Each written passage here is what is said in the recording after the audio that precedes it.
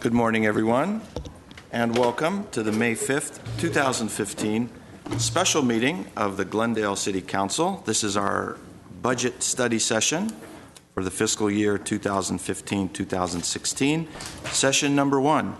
May we have the roll call, please? Councilmember Devine. Here. Friedman. Here. Garabedian. Here. Sinanian. Mayor Najarian. Here. Would you like to do an invocation, Aram? You can go ahead. I mean, of all the sessions to ask for a prayer and God's help, this is probably the best one. Well, you can defer. You can defer that maybe to session number 2. Defer to the evening. Okay, thank you. Thank you, everyone, for coming. We have a very nicely attended chambers today. And Mr. City Manager. Yes, sir. It is makes me both pleased and proud to be able to commence this budget season in the financial condition that City of Glendale is in. As you will hear in a minute from Mr. Elliott, we are finishing the year very strong, and we are beginning the year coming the 15-16 fiscal year equally strong. We certainly have our challenges on the horizon, but based on the challenges that we've been through, the obstacles we've overcome, I don't believe that there is anything on our horizon that's foreseeable that is insurmountable in the least. We are now reaping the dividends of being fiscally responsible in the worst of times, meaning the Great Recession. The 3 themes that you will continue to hear about in the course of this presentation and then your presentation next week for budget study session number 2, wherein we talk about department goals, the CIP program, and fees and charges, are the approach of structural balance and truing up the budget, and making sure. What I mean by that is making sure that we understand very completely what our true costs are, and we are recognizing them. Not just whistling past the graveyard and hoping that things don't happen, but rather being prepared in case they do. There are a number of things that we are asking you to do as part of your third quarter report this morning that will speak to those types of issues. The other 2 items that you hear, other 2 themes, is this continued focus on cost containment. As you will see by way of the cost-cutting and management strategies over the last several years, we've been able to keep soft caps on all of our expenses and allow revenue to reemerge.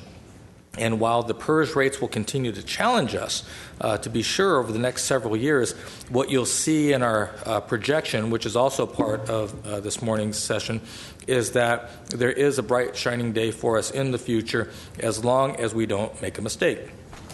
Sounds rather easy, but as you know, it's very difficult in reality to abide by that. Lastly, this notion of values-based management meets value-added management. To the extent that we operate under a set of 8 core values ranging from integrity to trust to mutual respect to professionalism, meaningful communication, public service execution, and leadership. Those are the things that animate both this high-performance city council, the high-performance management team, and the high-performance base of employees. That is how we have survived the Great Recession. But now, as we reemerge, the idea is to have those values live robustly alongside the idea of what do we do now? What types of services, if we are to add anything back, what do we add back? And it becomes this notion of value added to the extent that you will see in the third quarter, in the projection for the coming fiscal year, desire to add back certain services ever so sparingly to make sure we remain conservative and prudent, that we can point back to each one of those adds in the general fund and say, this is why. This is why it's better for business. This is why it actually streamlines the process. This is why we deliver better service to our customers, our residents and businesses in Glendale. So with that as a prologue, let me have Mr. Elliott walk you through the third quarter, and then we'll jump into the organizational profile. Thanks, Scott. Let me get started with a little bit of a preface on our new presentation system, so hopefully you'll find it to your liking. So let me dive into the third quarter. As Scott said, we're going to give you a year-end projection and then talk about some of the organizational profile, and then get into the primer for 15-16.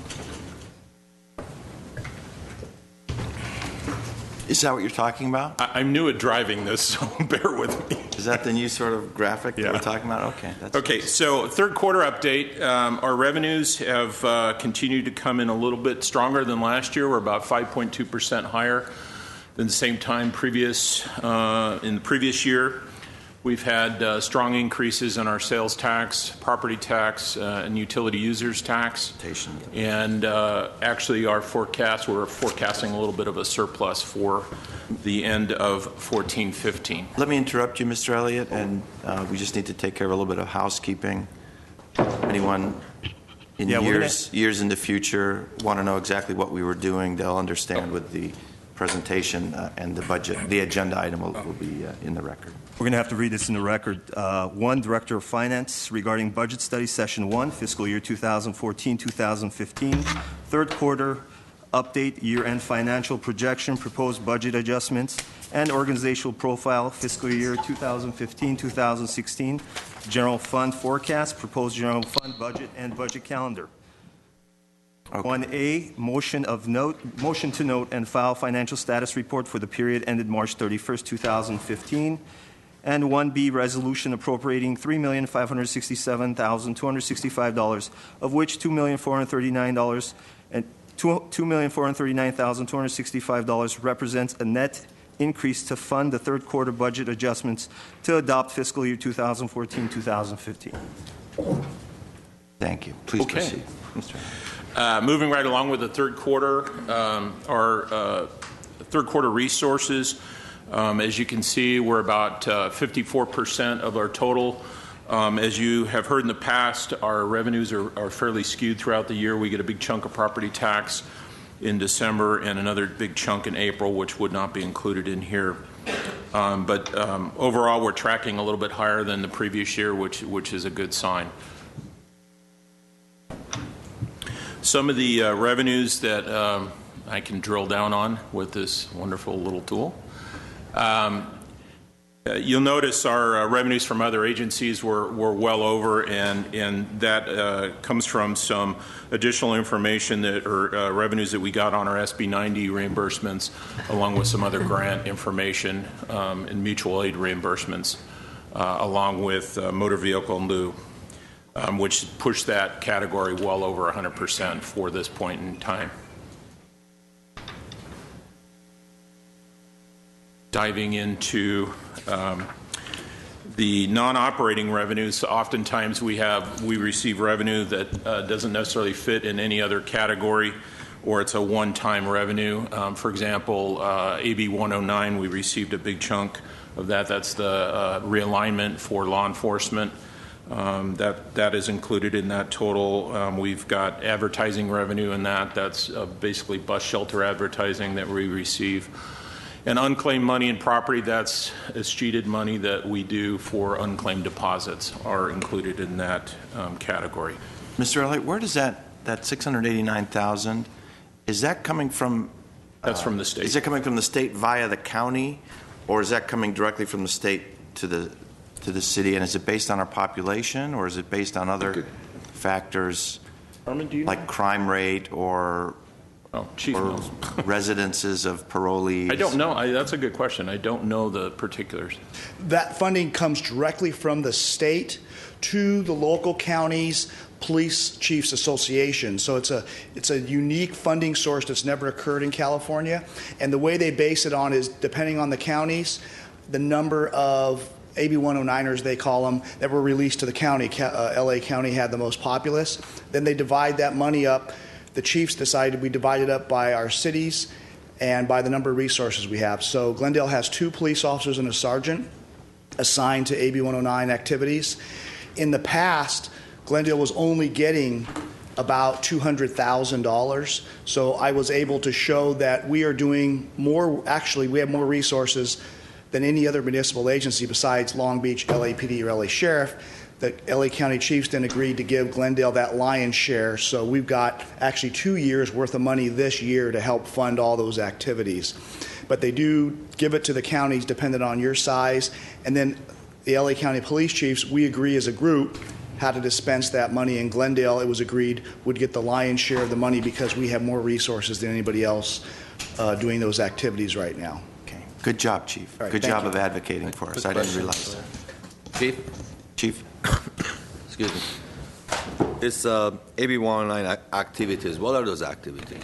What, Because of the early release on the parolees? or- Correct. So under AB 109, and actually now with even Prop 47 adding to the fuel to the fire, we are responsible now. The state parole would go out and check on individuals that release from state prison to make sure they were in compliance. That activity, that responsibility was shifted to the local counties. So we in Glendale, out of the Glendale Police Department, we have a team of 3 Glendale personnel, a Burbank officer, a probation officer, a federal agent, and at sometimes a San Fernando officer on a part-time basis. They go out and they do compliance checks on all the individuals who have been early released and make sure that they're in compliance with the conditions of their release.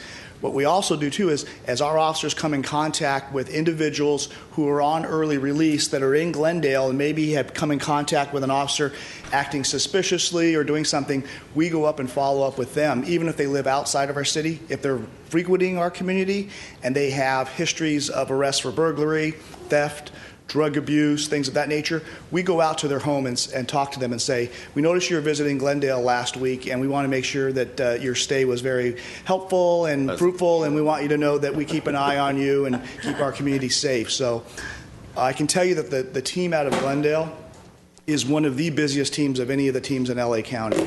They're very, very, very proactive, which I think is a direct result we see in some of the lower levels of these reoffenders occurring in the cities of Glendale and Burbank.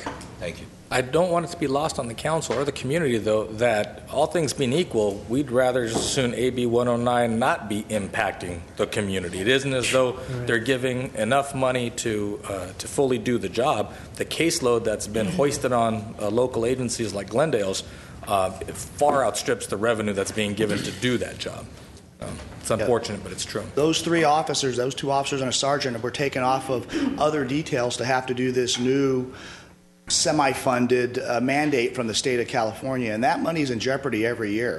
It is not guaranteed that we will receive that funding each and every year to continue these activities, but it is something that has helped us to do this unfunded mandate that's been put upon us. So one last question. What's a fully loaded sergeant run us? Ballpark, within 20 or 30 grand estimate. 220 maybe? About 200 to 220. 200,000? Okay. Fully funded with all the benefit loads and all of that. Okay. Thank you, Chief. Okay, sorry, Mr. Elliott. If there are no other questions on this slide. Okay, moving on to our expenditure side. We're tracking very good. A straight line would be 75%. 3/4 away through the year, we're 73.5, which is a little bit higher than last year, but still under our straight line target, as you see here, where we're at in the total. Drilling down into the cash at the end of the 3rd quarter, our total portfolio at the end of March was $507 million, over $500 million. One item to note is the water fund, where we have been showing this year over year since we started the whole rate increase process. If you recall, we were almost $23 million negative. We improved to about $14.5 million negative at the mid-year point. That has slipped back to 17 negative, primarily because of the decreased usage in water, resulting in lower sales and a continued expense in the fund. So I think with the rate structure, that will amend itself over time, but it is still considerably negative. Moving into the 14-15 year-end general fund projection, we showed you this. This is the adoption where we started the year. We were projecting $58 million, or had a $58 million reserve. Our forecast moving through the 3rd quarter, we're projecting $59 million. We've pulled out, made some adjustments on the revenues, $4.3 million in adjustments to revenues. That's primarily the sales tax, property tax, and some of the other fees that we've charged. We've had some adjustments to the tune of $3.7 million. Items such as the election was $300,000. We had some LED traffic signals for $180,000, and so on. Our estimated savings at this point is about 2.258 million for third quarter, moving towards the end of the year. The items before you today are 2.2 million, thus leaving us with a balance of 59 million and still 33.9% general fund reserve projected for the end of this year. And the goal is to maintain that reserve between 30 and 35%. Correct. Council adopted policy is 30% floor with a goal of 35. So we're right in the margin. So that's what the $2.239 million are the additional items and the adjustments that we're going to be discussing today. Correct. What are the reserves in neighboring cities? Excuse me? Between 30 to 35%, but what are we? Burbank has reserves of 15% plus 5% for emergency, so they're about 20%. I don't know what Pasadena's is off the top of my head. I think it's 25%. Other cities like Beverly Hills are 50% plus. It varies by city in terms of what their targets is. I can tell you my old city was, I think, 12%. And so you do as best you can. Here in the charter, it's mandated minimum 30. Thank you.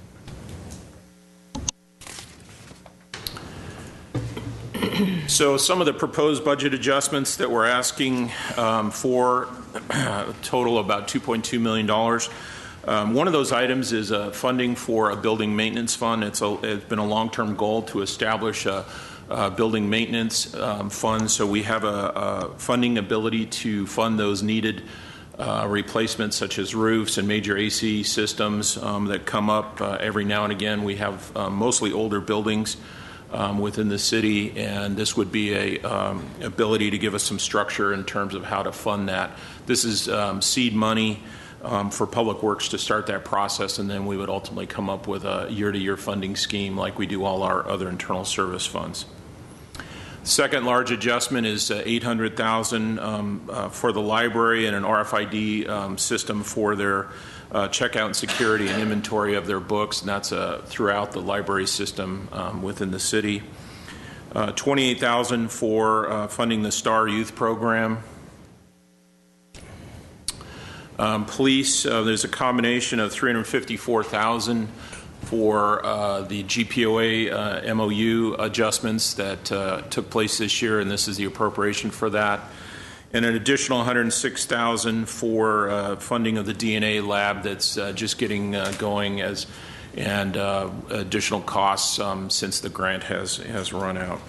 I'm sorry, could I ask a question about the DNA lab? Sure. Do we get reimbursement or payment from other agencies when they use our lab, and is that shown anywhere we do. on here?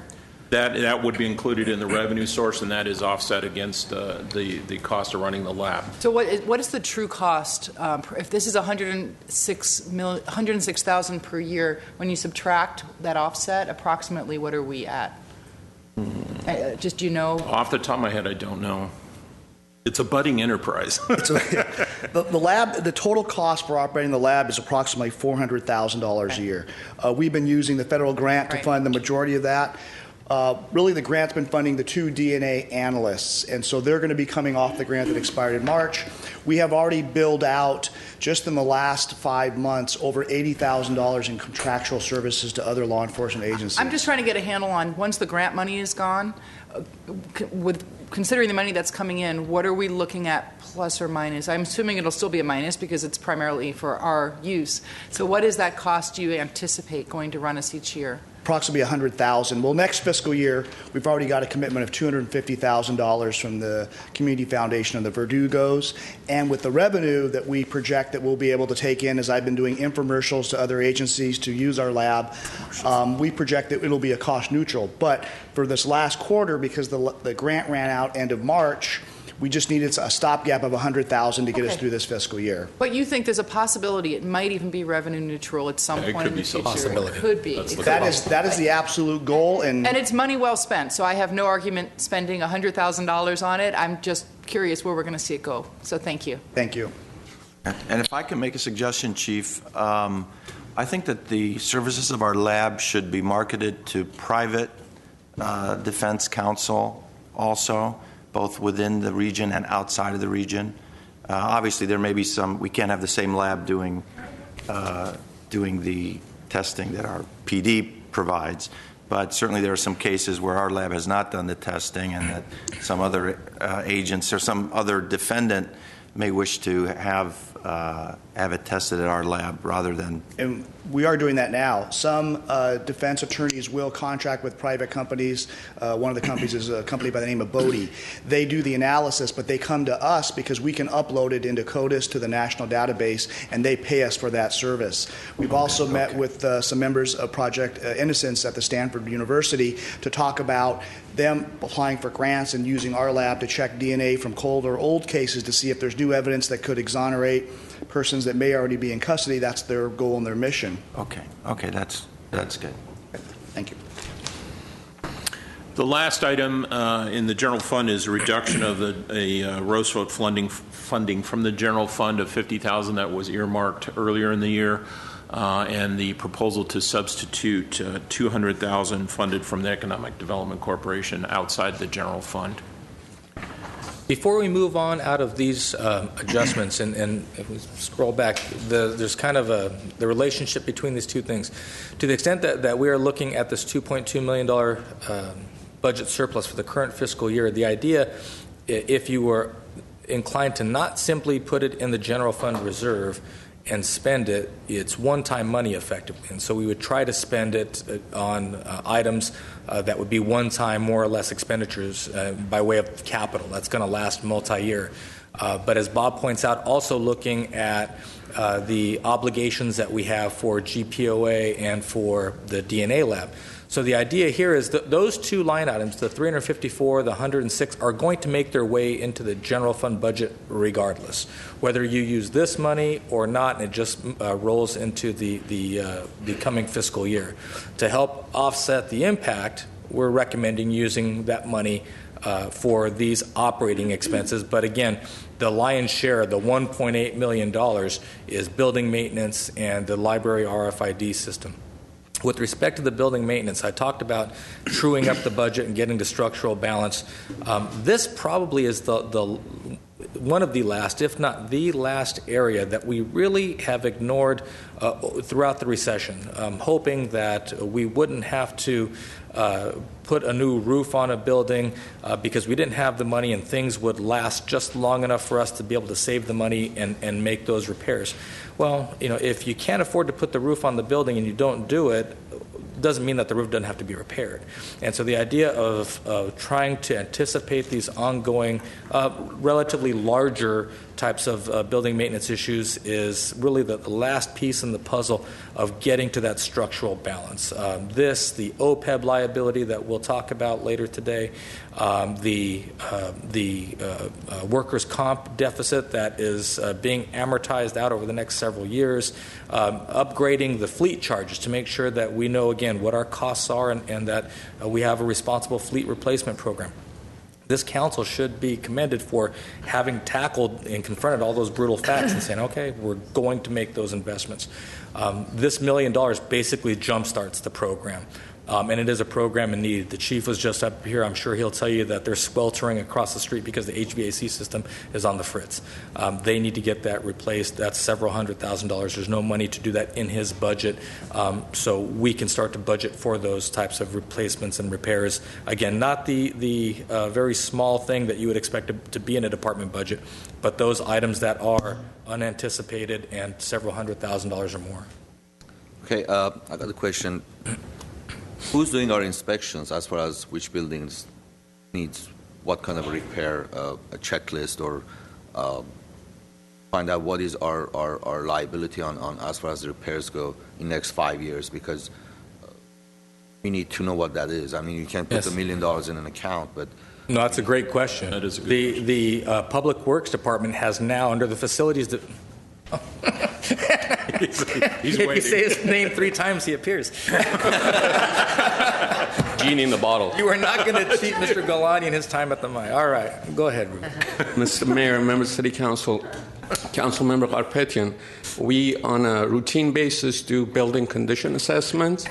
It's not building inspection per se, but we have staff on board who are familiar with what the needs of the buildings are, and we put a program together accordingly. And so, like in the fire department, for example, between the fire department and public works facilities, going through to make those assessments to understand, okay, is it the roof, is it the bay, is it the dormitories?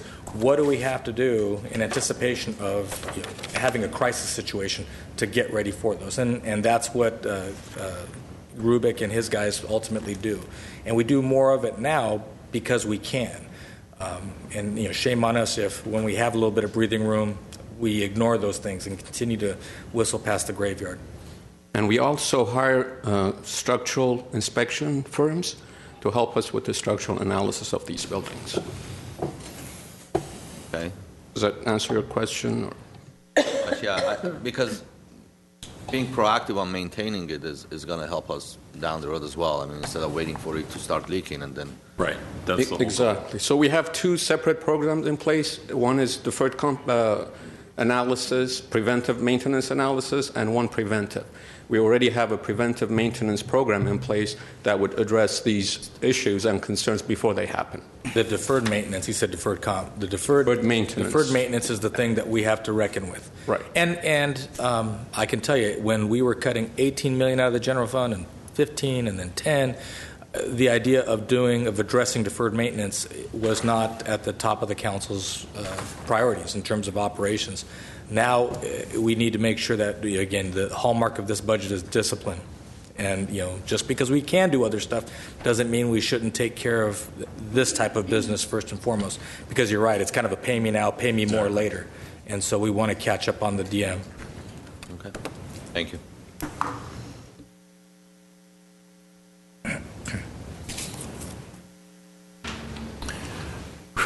So with that, we'll move into the org profile of the general fund or the city as a whole. I don't know, Scott, are you? Sure. The council's used to seeing these. It's kind of our scorecard, these next several slides. When we look at what the population is, when we look at what our budget is, and compare the two. So we aren't just looking at bits of information. We're trying to take different cuts and not like our performance indicators. One of these tidbits of information doesn't tell you a whole lot. Taken together, it starts to paint a mosaic, and I think that mosaic is one of productivity. When you look at the residents served per capita, when you look at the amount of money that's being spent per capita, generally going in the right direction, and the idea that we're putting more and more, as much money as we can out on the street providing service, that is our goal. When we look at the outstanding debt, I mentioned earlier OPEB is something that we have to reckon with. Mr. Elliott will tell you that the GASB pronouncements that we'll have to book next year for the full amount will show in this area here, instead of $75,922. 75 million. I'm sorry? That's a million. Oh, I've been doing it too. $75.9 million. That number jumps to $214 million. We need to be able to address those liabilities. Absent that, I think what you're seeing here is that we actually carry very little debt. The COPs are the certificates of participation that built the police facility building. The revenue bonds are effectively GWP, and everything else is the claims payable. We have to put money aside to address the liability, and we continue to put money aside to address the landfill closure liability. We do have to account for the value of those compensated absences, as any government institution would. And so when you look at it, we actually carry relatively little debt, and once we address the OPEB issue and sever that liability, then you will see that number begins to dwindle down to zero. In terms of comparison then, well, what does that mean? Liquidity ratios, how liquid is the city of Glendale? we have the ability 6.2 or 6.24 times to cover liabilities with assets. The quick ratio, of course, speaking to our current liabilities and most liquid assets, we far outstrip our neighbors. When you look at the debt ratios, again, for a city our size, still very streamlined, very competitive. Debt ratio down to 25% and debt to equity of only 33%. Certainly within a very conservative framework that this council really has always maintained to be fiscally responsible and conservative. Mayor Najarian had indicated this in his comments the other night as he was sworn in as mayor, that this effectively is going to be the year of public works and infrastructure and utilities. And so you see here the 61.2%, the increase of about $84 million that is going towards major public works improvement projects. And we'll cover all of that in budget study session number 2.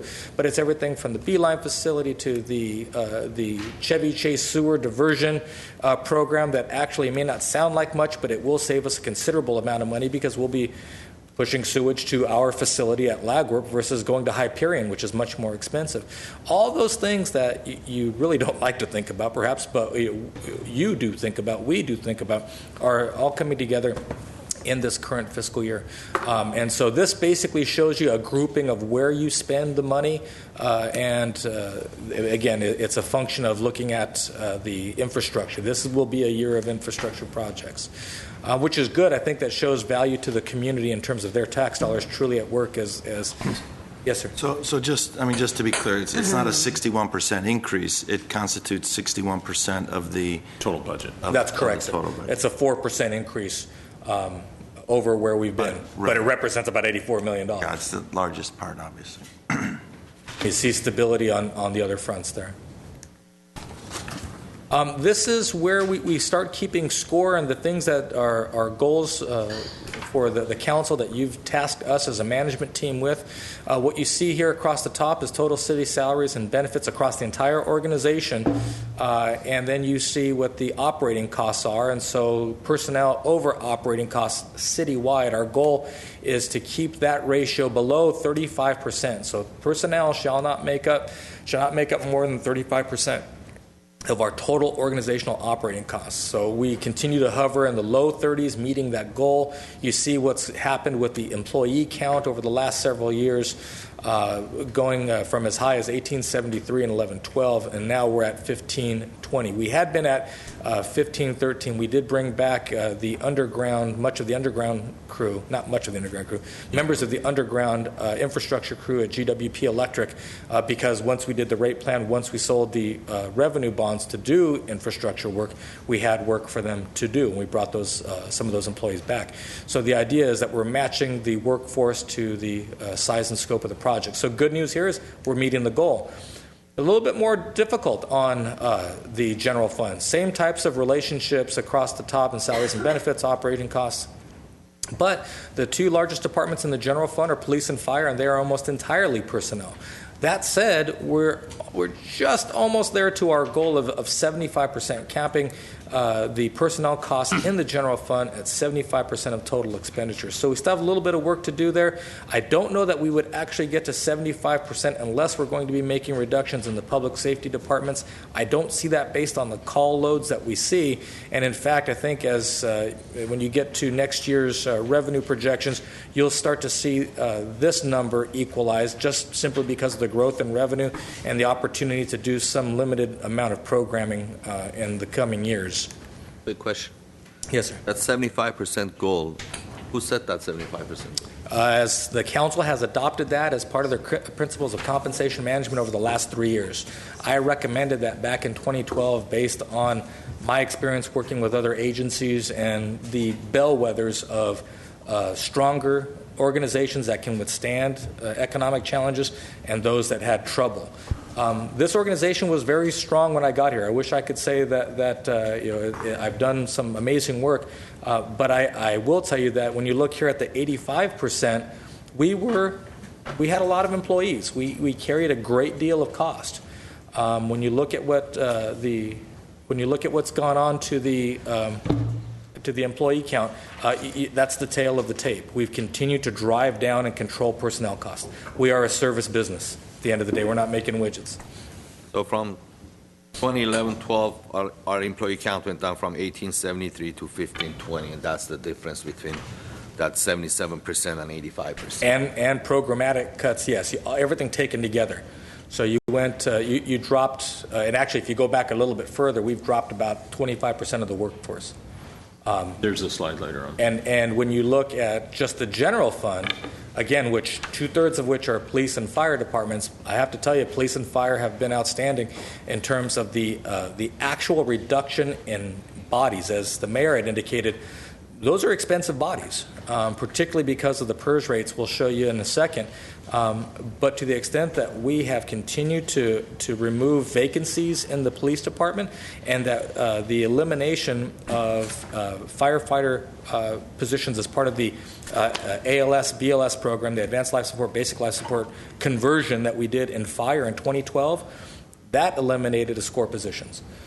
All of that accrues to this bottom line. You are about as trim now as you've ever been in the modern era. Modern meaning the last 20 years, unfortunately. The final test here that we put out is, are we trim, are we efficient? The council, as part of the goals compensation management, the soft cap, as it were, on management as a percentage of total personnel salaries is 25%. That today is at 18.9%. Still very trim, very efficient, and to some degree, we keep a watchful eye on controls and supervision to make sure that span of control does not grow too great, and it's a dynamic balance that we're constantly wrestling with, because it doesn't take much in terms of getting too thin, getting too flat, I suppose. You get to a point where you lose sight of what's going on out in the operation, and that's when bad things start to happen that ultimately make their way into the newspapers. I mentioned the big cost drivers is the personnel cost, and of the personnel cost, increasingly the PERS rates are a huge impact. As you look at this slide, going across the top from 12-13, 13-14, 14-15, you see a breakdown of safety and non-safety. Safety meaning police officers, sergeants, anyone who's captains, the chiefs, and the battalion chiefs, firefighters, paramedics. Non-safety are the miscellaneous employees, so sworn safety employees, and then miscellaneous, which is everybody else. The accrued time, pretty standard in terms of what we see as a percentage of the overall benefit load.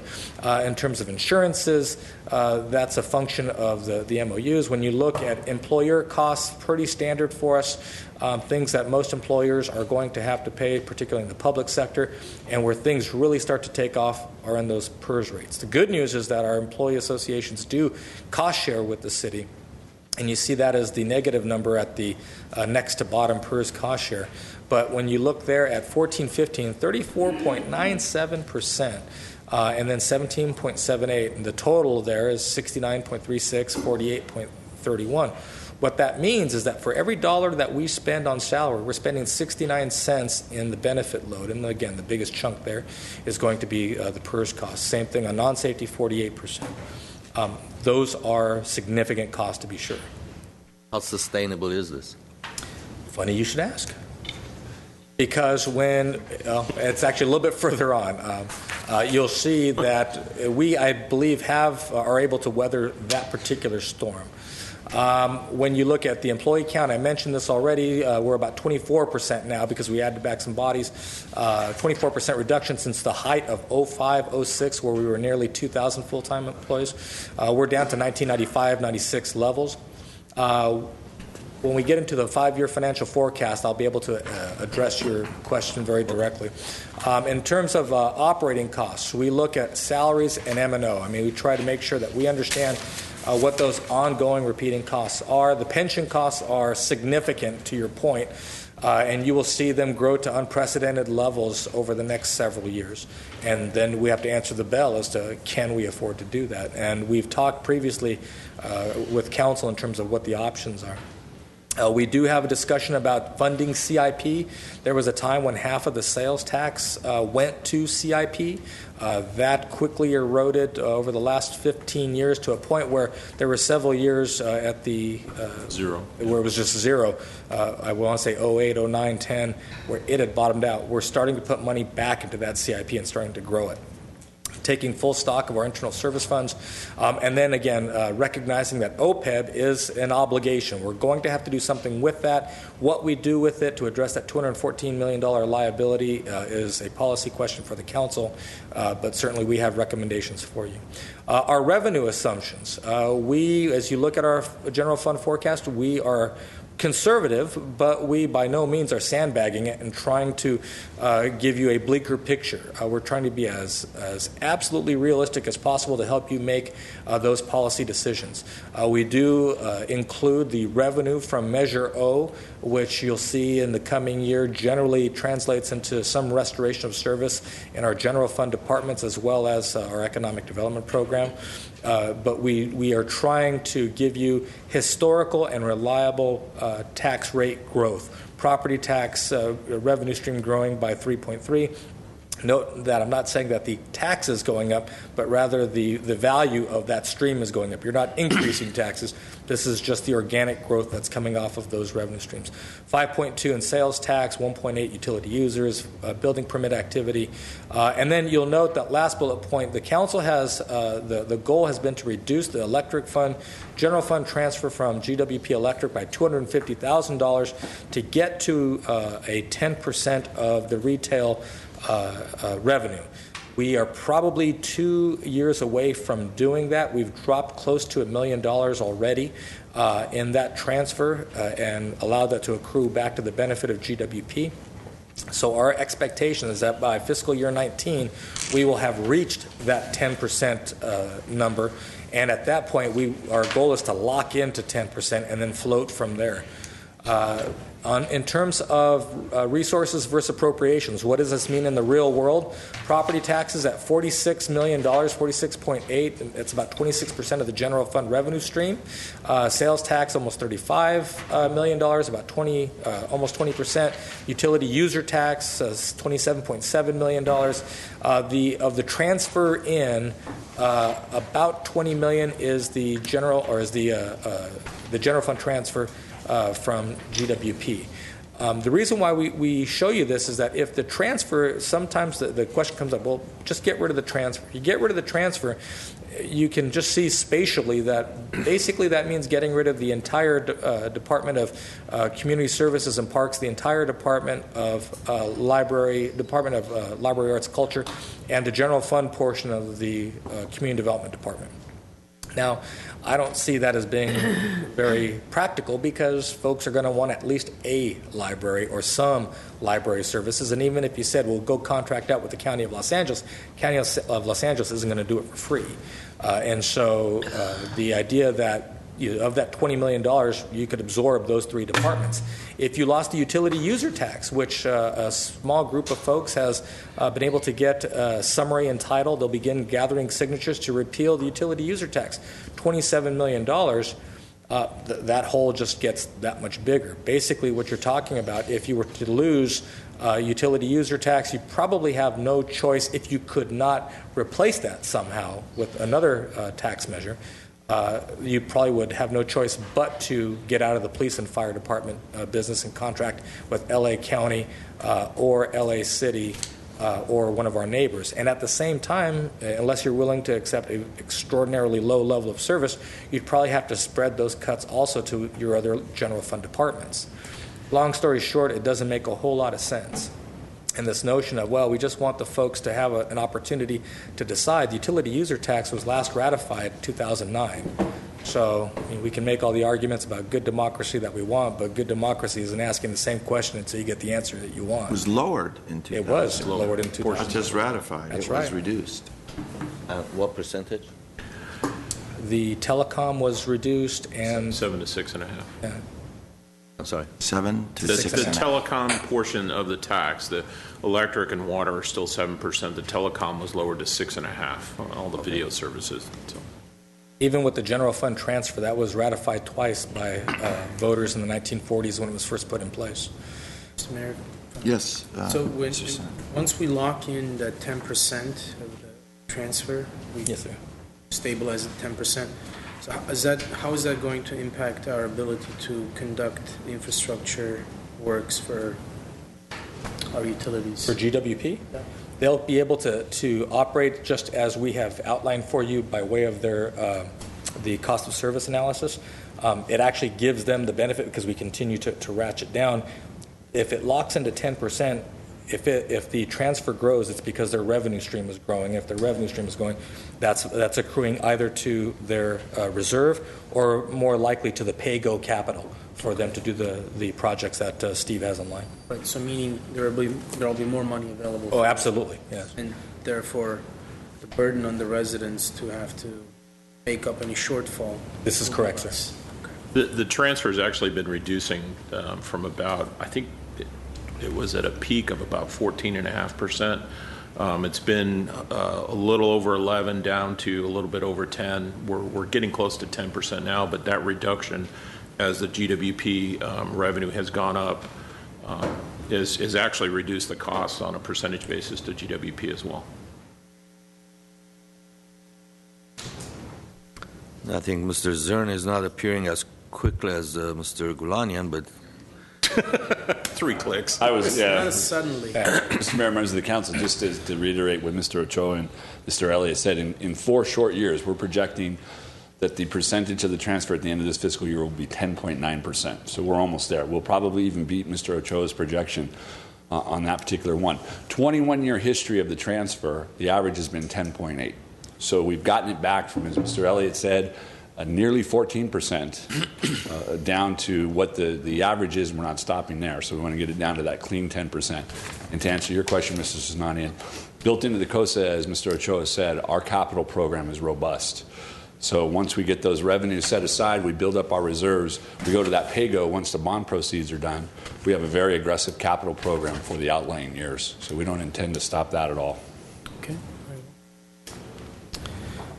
The area that if you were going to point at our 5-year or 7-year now forecast and say it doesn't depict the best version of reality is with respect to salaries, which again is a major caveat because the bulk of our costs are people with service business. But for purposes of the forecast, we can only forecast those things which we know. And so the merit step system that we have under civil service is included on a historical estimate that's projected. When you look at the cost of living adjustments, only those COLAs that have already been negotiated and approved by City Council are included, and you see them there.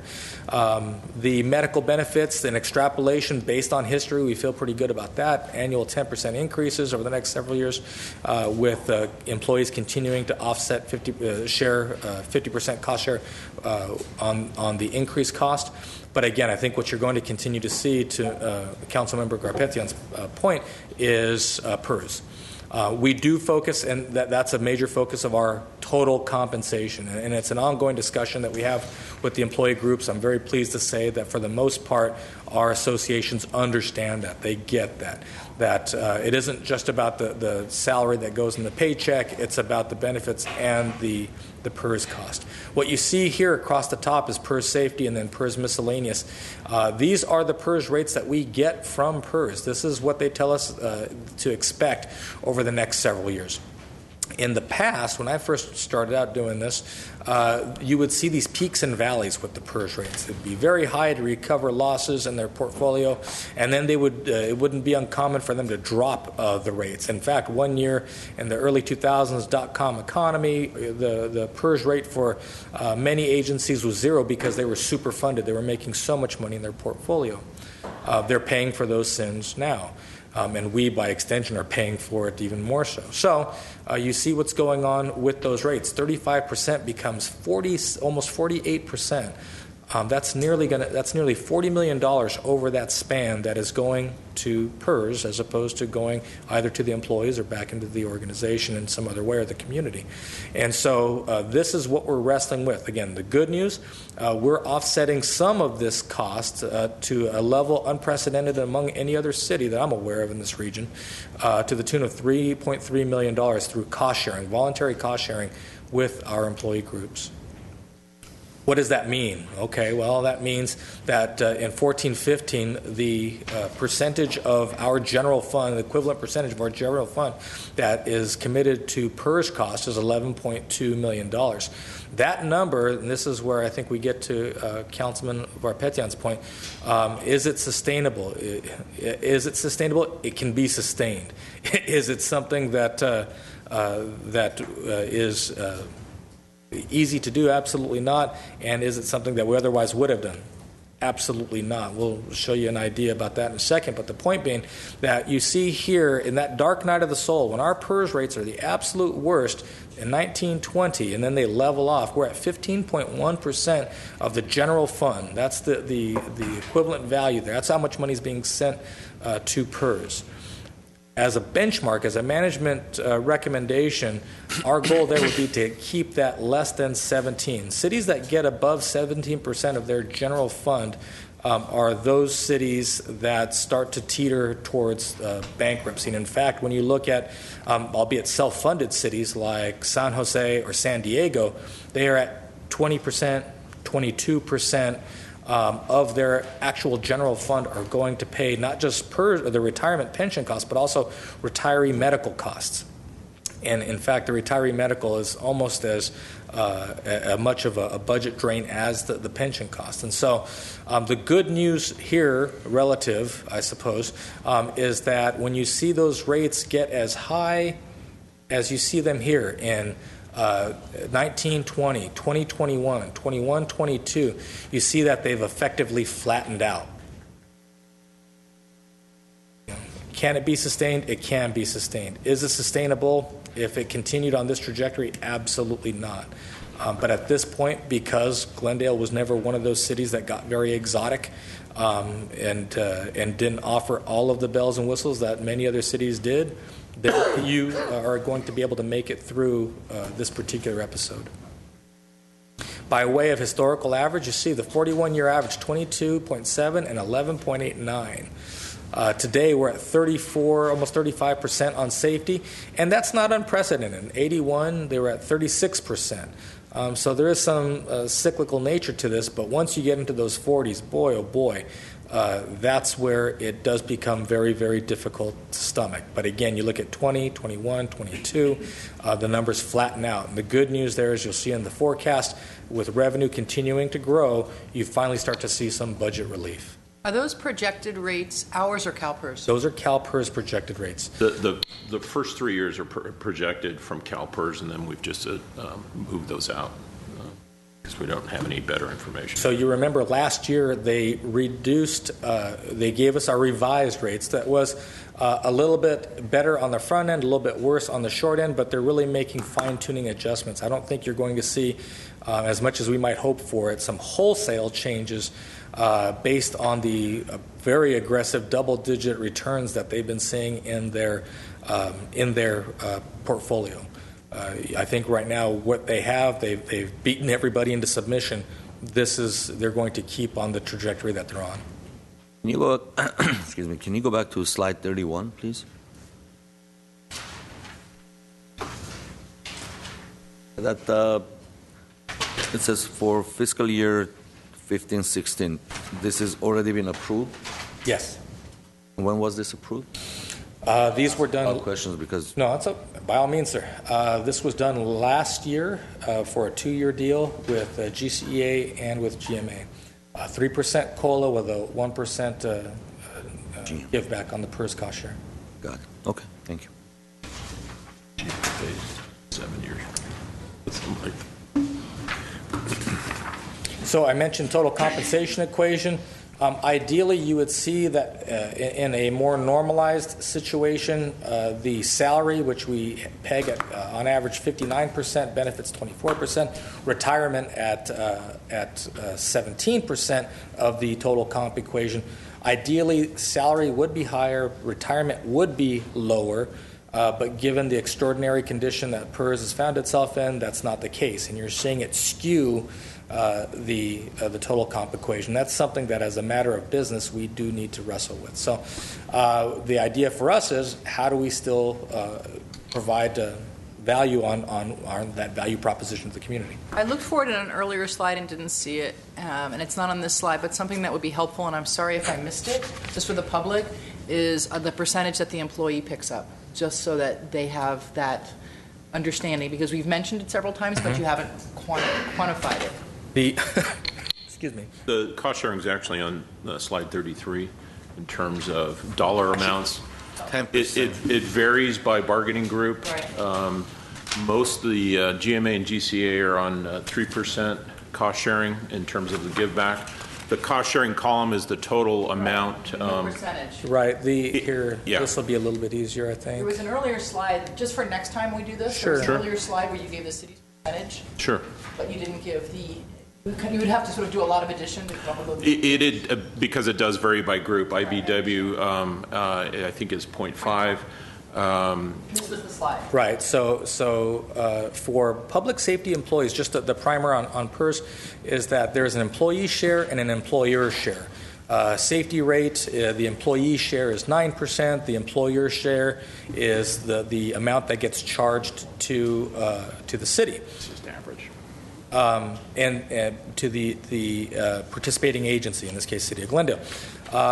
With police, I want to say police GPOA is at 2.5. 3.5 is the number I'm getting, and then GFFA, they will be going to 3.5. So of the safety rate that we are having to pay for the coming year, 3.5% of the city's rate is being offset by the employee. So they're paying the employee share and 3.5% of the employer share. That's for safety. So part of the deal with with fire, GFFA, was as they get a raise, they will kick that back. They are actually at 3.5. They're at I stand to be 3.5 corrected, Mr. IBW is at 0.5. We continue to negotiate with them to bring them into alignment with GMA and GCEA, which both are at 3%. Right. So that employee, again, pays the employee share, pays a portion, a small portion, but still a portion of the employer share. Now, why is that significant? Because that, in many ways, is unprecedented. In many organizations, just now, cities are requiring their employees to pay the employee share, whereas in Glendale, employees have been paying the employee share for quite some time. In fact, my previous job, it was hard comparing anything apples to apples with Glendale because of the PERS contribution by the employees. So, I mentioned this very quickly, principles of compensation management. These have been in place for the last 3 years. We tweaked them ever so slightly once in a great while, but just the ones I would call to your attention and speak to our ability to maintain and field the best workforce is the idea that while we pay only what we can afford to pay, that we tie to the market. And more importantly, unlike other agencies, we do not pay above market. We pay the market average, and that's it. For a number of agencies, and especially in the headier days before the Great Recession, you would see language such that a city would guarantee that their employees will be 3% above average, 5% above average, because they wanted above average employees. Here in Glendale, I think we have the ability to demand high quality talent for a price that is the market average, not having to overpay simply by virtue of the work and the experience that we provide. I mentioned the 75% in general fund. That's the goal that we shoot for. The management cost, the salary cap, if you will, at 25%, which we do meet. And then you look at the baseline expenditures, you see that we're growing M&O, again, historical growth, 0.75%. We are putting money into capital improvement, growing that to 1.25. not a tremendous amount of growth, but it's better than where we were, and we continue to put that money aside for those capital improvements, separate and apart from the deferred maintenance that we were addressing just a moment ago. And then the internal service funds, making sure that technology is appropriately funded so that we can leverage technology and thus better control personnel costs going forward. And then amortizing the deficit within workers' comp.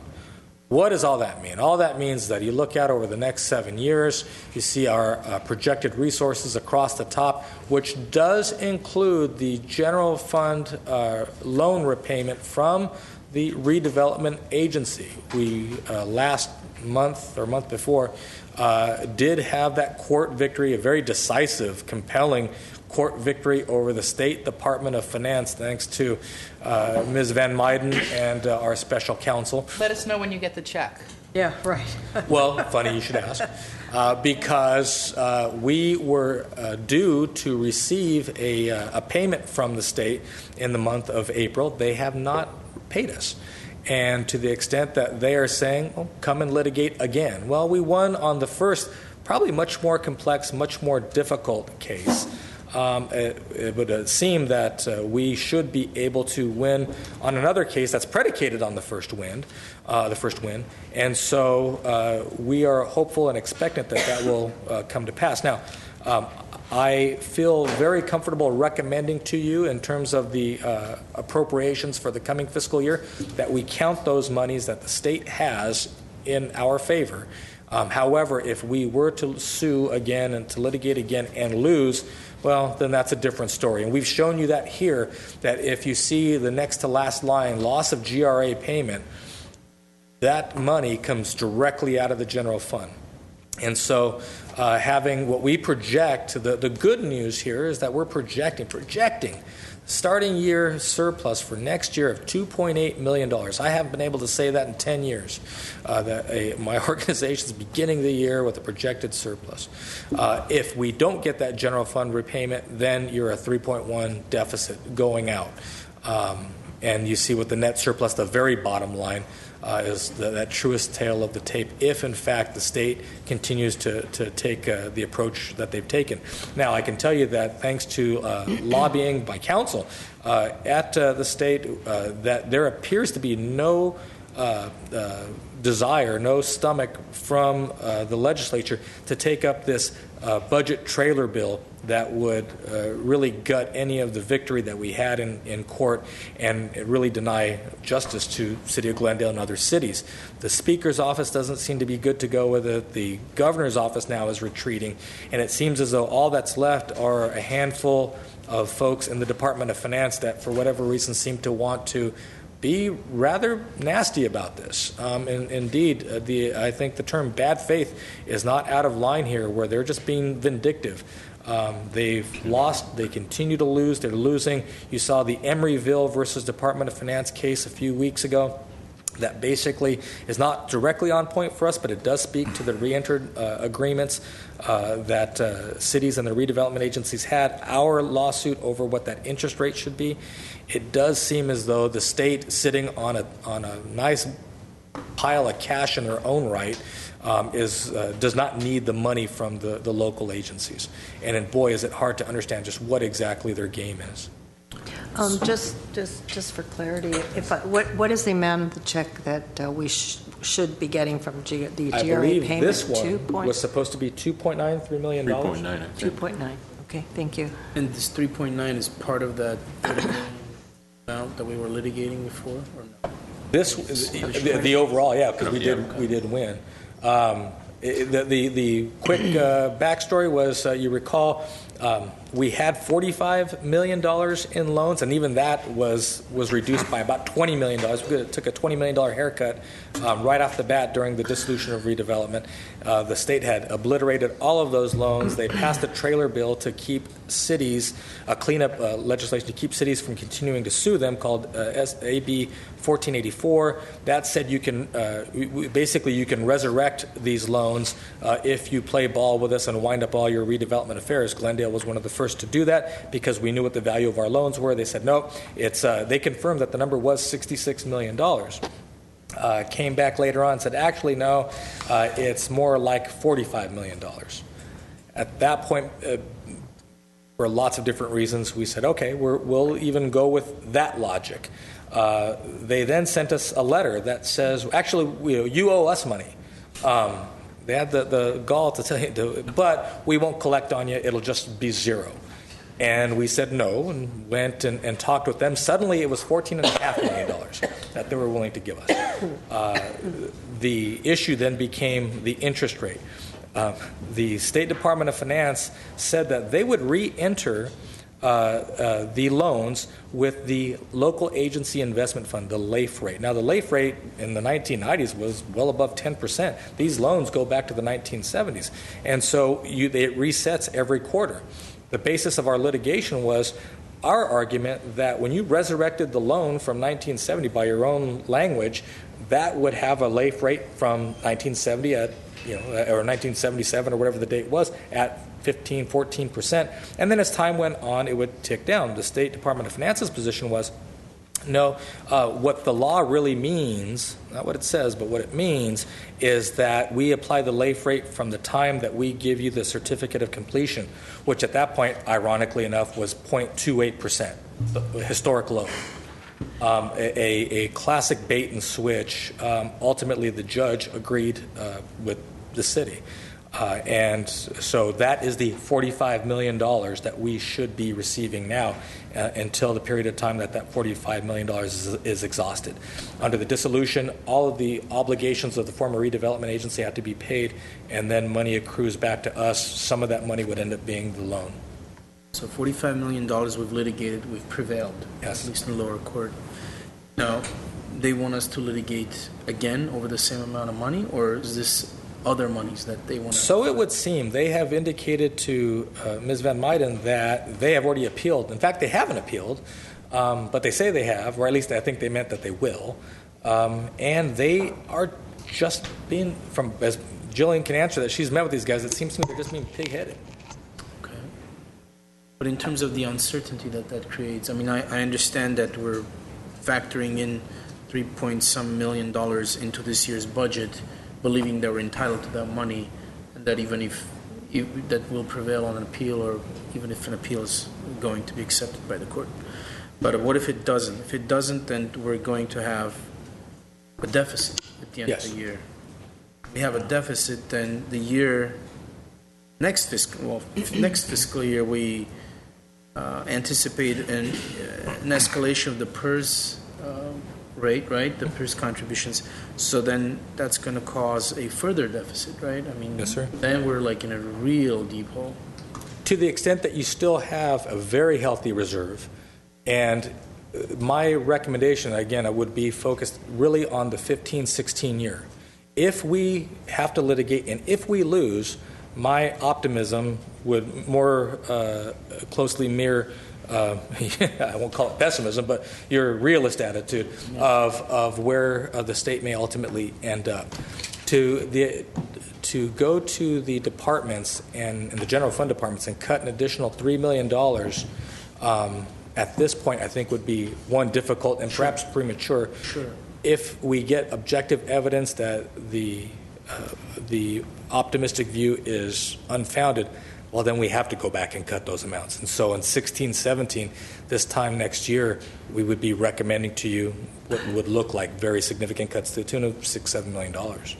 Then, Mr. Mayor. Yes, Mr. Mayor. Well, then it's kind of like which comes first, the chicken or the egg? Do we go ahead and spend this allocate this $2.9 million into the budget now, and then later on make cuts, or do we look at this budget that we have in front of us and say, let's be realistic and let's cut where that $2.9 million would come in,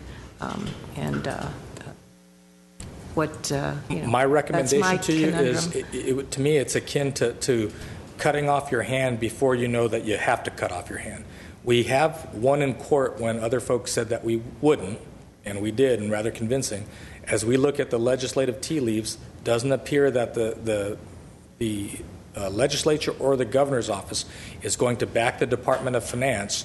So I don't see my personal or professional view would be that I don't see the evidence that we aren't going to get it. They're being They're just being pig-headed at this point in time. And if we did go and fight with them, litigate with them, and win, we would be going for legal fees as well.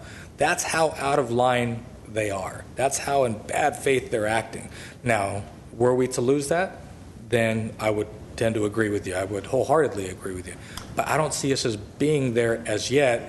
But certainly it's the council's role. The hard part would be to look at these departments and at this point say, where does that money come from? As you see here in this 5-year forecast, we're projecting that surplus for the coming fiscal year, starting surplus. We hope and expect that we'll come in under budget similar to what we did this year. And that's great because you see in 16-17, when the PERS rates really start to ramp up again, that we'll be able to offset that and we'll be balanced in that coming year. But if we are to go and cut $3 million on top of the reorganization that we just executed this past year, then we would be making rather significant operational changes to the way that we deliver service. We literally would have to close the building permit center for 2 days a week and lay off some of those employees. We literally would have to pull back on the amount of time that the police department has for extra patrols. We would have to pull back, again, police and fire are the biggest chunks of the general fund. Very significant cuts that we might not have to make. And so to make the community endure that, I think would be the balance that the council has to wrestle with.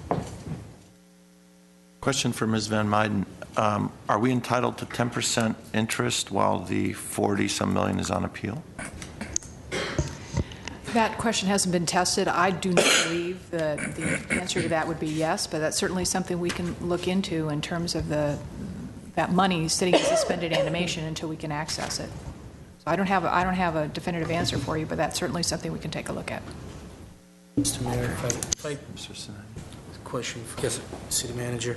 So worst case scenario, everything we talked about, we're in a hole come next year. The reserves are something that we could look towards, right, to fill the gap. And given the fact that this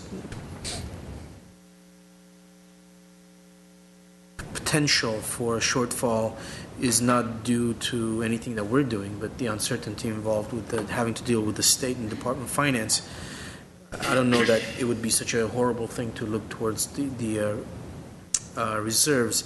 But so how much are the reserves in absolute numbers at this point? Oh, we are at 50, how much? 59 million, I think. 59 million. $59 million. 34% of your general fund.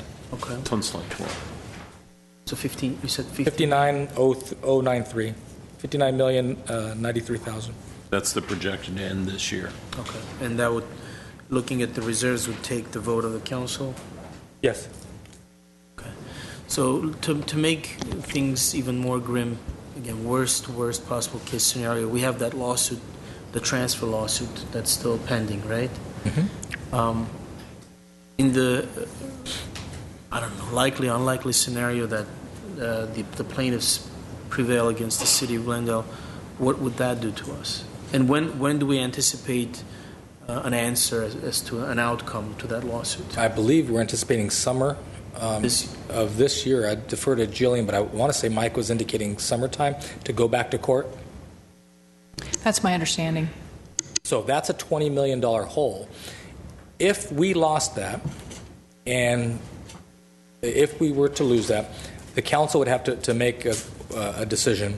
That's a $20 million recurring hole, right? I mean, yeah, that would ongoing. Be every year. It's absolutely, not a one-time hole. Okay. Absolutely. So you would go to the community in a special election and ask the community for either an increase in the utility user tax, or a parcel assessment, or some other type of voter-approved assessment to replace, I would imagine, not just the $20 million a year, plus the float, though, if you were so inclined, because that's our strategy with the general fund transfer, but to also recoup the general fund reserve expenditure that you would be utilizing while you ran that special election. Now, maybe the council doesn't want to have a special election. $20 million is gone, or you do, but the voters won't approve it. Then you would go back to the slide that we had indicated to show, okay, what basically has to be cut? Because you would have that stage of your decision making to say, we basically are getting out of lines of business. Now, if you aren't going to close every one of your parks, which I don't see that happening unless we were to somehow find a way for the County of Los Angeles to take over, again, they're going to charge you for it. My guess is that everybody's going to have to take some cut. And because it's the general fund, I think the only place that you're going to realize that much savings would be from contracting out police and or fire. And I don't hear anybody clamoring for contracting out police or fire. In fact, as we do the citizen satisfaction surveys, we're doing our next one in 2016. It's been 4 years.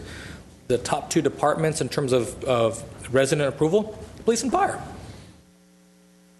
It's unfortunate. Again, folks seek to challenge these, especially as they have been voter approved, voter ratified. But the vote isn't what they hoped or wanted. So that's the razor's edge that we kind of dance on. But that said, you as a council have to decide, does that frame the philosophy that your policy will be made on, or do you try to mitigate that worst case scenario and say, okay, well, what do we do to still provide the level of service that residents want to see and have one foot in reality? And that's what today's all about. And what would you do with that $20 million if we lose the lawsuit and that money stays with the GWP? What do you do with that money? The $20 million? Yeah, the one. Put it into the general fund, or put it into the GWP reserves. Put it towards other capital improvements. It's really be the council's discretion. But I imagine Mr. Zern can always find projects to invest in. Sure. That's going to be the issue. The operational question for the city council is that if you don't have a general fund reserve, or if you don't have a general fund transfer from your electric utility, even looking at the actual charter, the whole purpose of the utility and the transfer was to have that subsidiary of the parent corporation receive some financial benefit for it. So you ask whether or not we need to even be in that business. Could you sell the utility? Will the amendment to the language of the charter rectify the problem, at least in the long term? That's a good question. It would rectify part of the challenge from the standpoint of the matriculation of the funds as they come in, the operating revenues and how they move through. I want to say that is the basis of this challenge. I don't believe it's a Prop 26 challenge. Is it, Jillian? If it is a Prop 26 challenge, then probably not. I don't believe that it is. Yeah. So the answer is yes. Yes. So what I'd like to see at some point, as distasteful and as painful as it might be, along the lines of us preparing for catastrophes which have a low probability of occurring, the rupture of the San Andreas Fault, the firestorms, the natural catastrophes, and the man-made catastrophes. In fact, last week we had an active shooter drill. That we do a drill which would deal with our budget in the worst case scenario of losing these items, and involve our residents and let them understand what it means and how serious of a proposal losing these huge funding sources would be to us. Okay. And of course, we have limits. We can't, if someone calls for a police emergency, we can't say, due to cutbacks caused by the elimination of the transfer from the GWP and the elimination of the UUT, your wait for a police call will be 1 hour. Or please leave a message. But I think the residents need to know, and I think the council needs to be able to get a handle on this, because it seems to be something so far out there, this will never occur, and how could this occur? There is a chance that it occurs. So in the lines of natural catastrophe preparedness, we should have a doomsday session where we deal with these and we decide how we will deal with the prioritization of our limited funds, and how the residents are going to be able to do that. Libraries, library was closed today due to the elimination of the UUT and the transfer. Until people really understand what that means, and to the extent that they have a say in correcting that, depending on any court ruling, we should prepare. Okay. If I can add to that, I think also what may be a good idea is to have a report from the city clerk as to how quickly we can conduct a special election in order to deal with this outcome, if it happens. I mean, again, in no way am I suggesting this is what's going to happen, but just to be ready for the contingency, I think is a good idea. Just because of how catastrophic the result would be for us. We've got a small group of very determined residents, who are going to fight, who are fighting to make this happen. They didn't get what they wanted on the ballot last time. They're going to do it again, and they'll do it again, and they'll do it again until they beat people into voting for it. You hear it on the campaign trail, same thing. We need to eliminate these funding sources and not pay taxes and not pay fees and all of that. What I would like to see more of, because I think it's really helpful with this, is it's great to have the public here for this budget hearing. I would like to see even more participatory budgeting where we do workshops with the public, even without the council, and really go through that exercise. And we're going to be setting priorities at some point during this process. I would like to hear from the public, too, what their priorities are, and given this pie, how they would slice it up. I think that would be a great, not just exercise for them to understand what we go through when we sit up here, but I would like to hear that feedback from the public as well. So as we go forward, I've brought this up before, but I'd like to look into that kind of formalized participatory budgeting and have us take a look at how it works and the pros and cons of doing that. But we definitely, this is not going to go away. As long as we've got this group of people in town, there's going to be attack after attack after attack on our revenue sources. And the state is not helping. I mean, I wish we could all be the state of California. So you take a mortgage out, let's say your rate is 7%.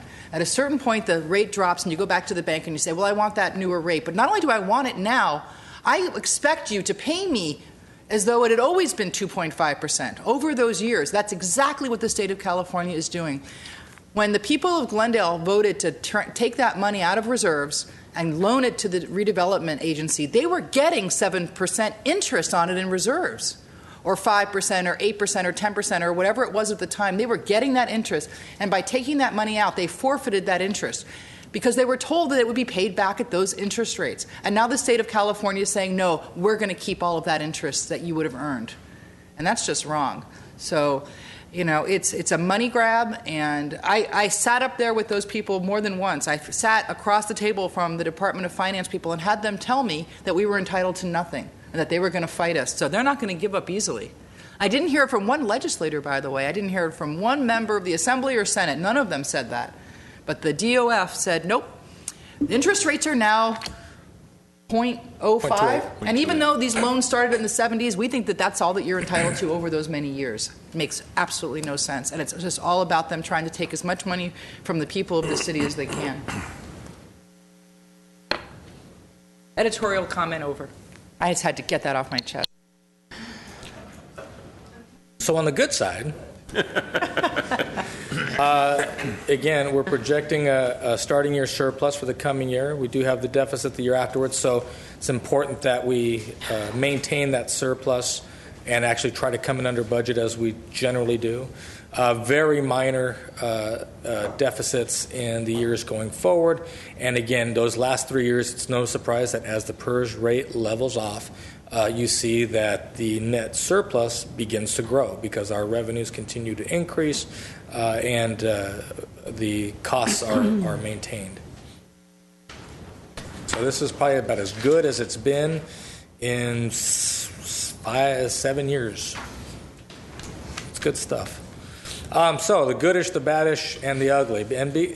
It's goodish. It is. Nothing is ever good anymore, unfortunately. I think the more we get into it, the more the grayer the picture looks. It's neither black nor white. And all you can do is control what you control. And so we're stable, progressive, approaching that structural balance. You've done all the things that anybody could ask a responsible city council to do and still maintain the service profile.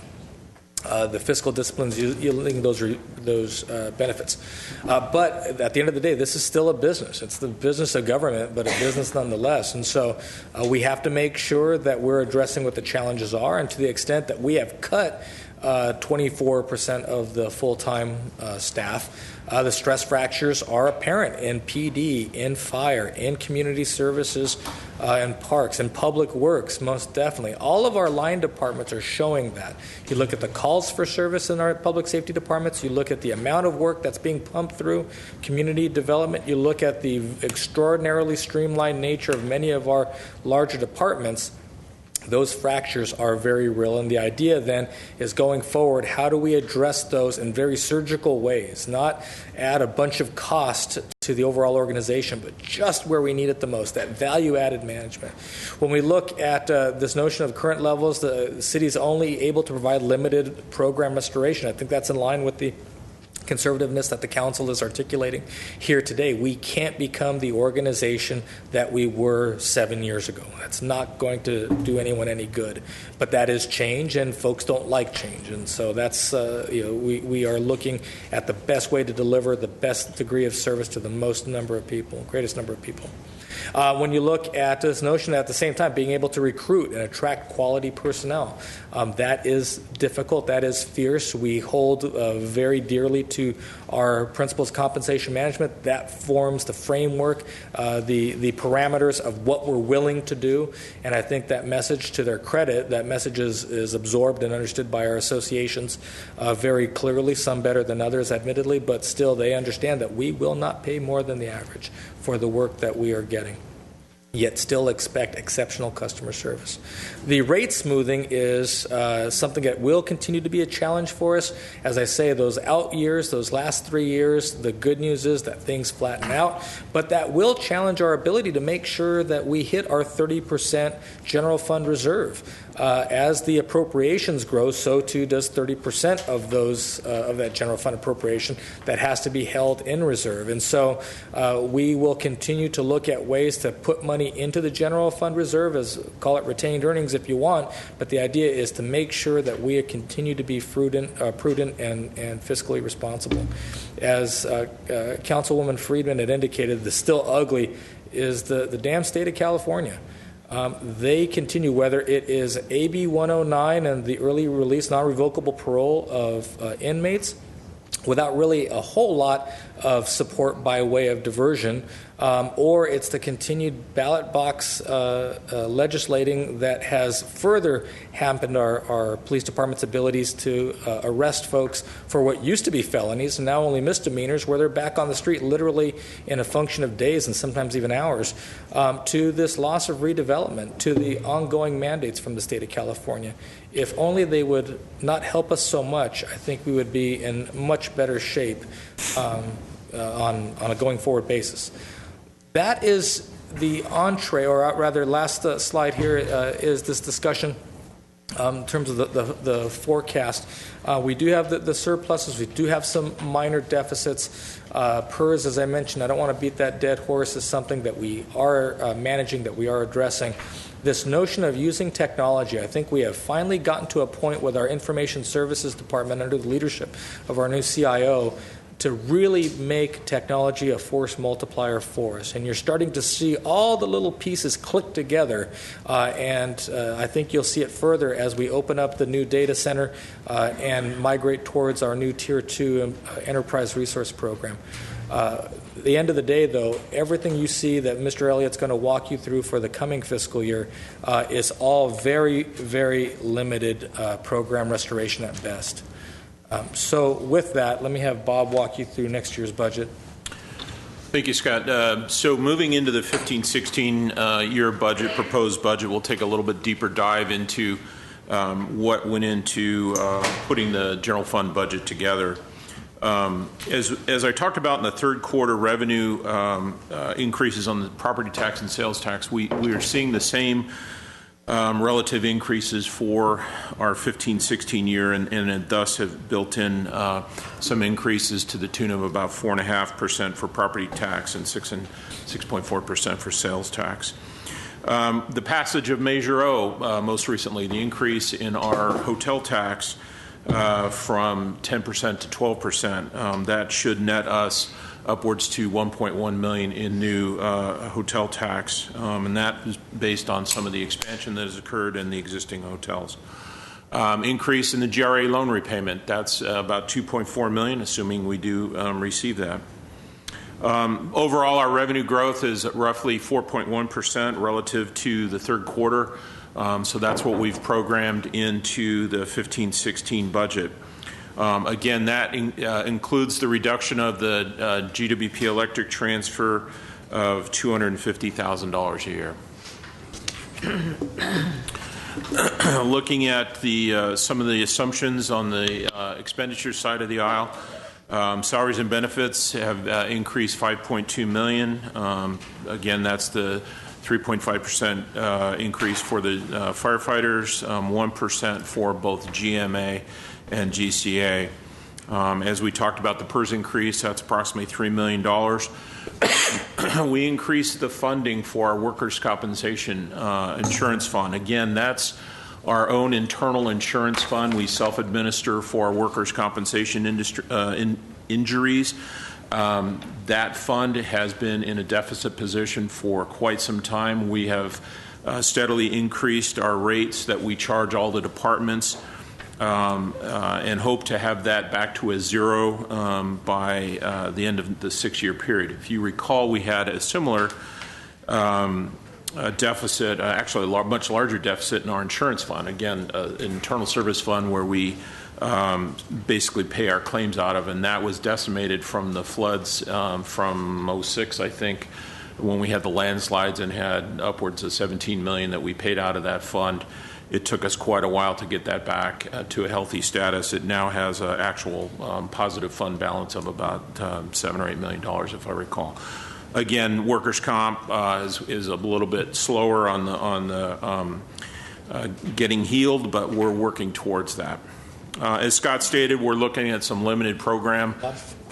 Quick question. That $15.8 million? Yes. Amortized over 6 years, so probably approximately $2.5 million a year? What's the formula for it? Well, we try and tie it to the workers' comp rates that the state fund uses in terms of how it's structured in our class codes. We then develop an experience-based charge back to the department. So the more injurious professions like linemen and stuff, where the injury rate is higher, that department will get a higher charge. But it also looks at we get an actuarial study done every year on what our total long-term liability is. So there's a combination of the rates we put into it, our cost containment, and the long-term costs that the actuary gives us. So it ebbs and flows year by year. The increase of $1 million is just for the general fund. There's additional increases to all the other funds. This is just for the general fund. So added all together, it would be several $1 million additional going into the workers' comp fund for this upcoming budget year.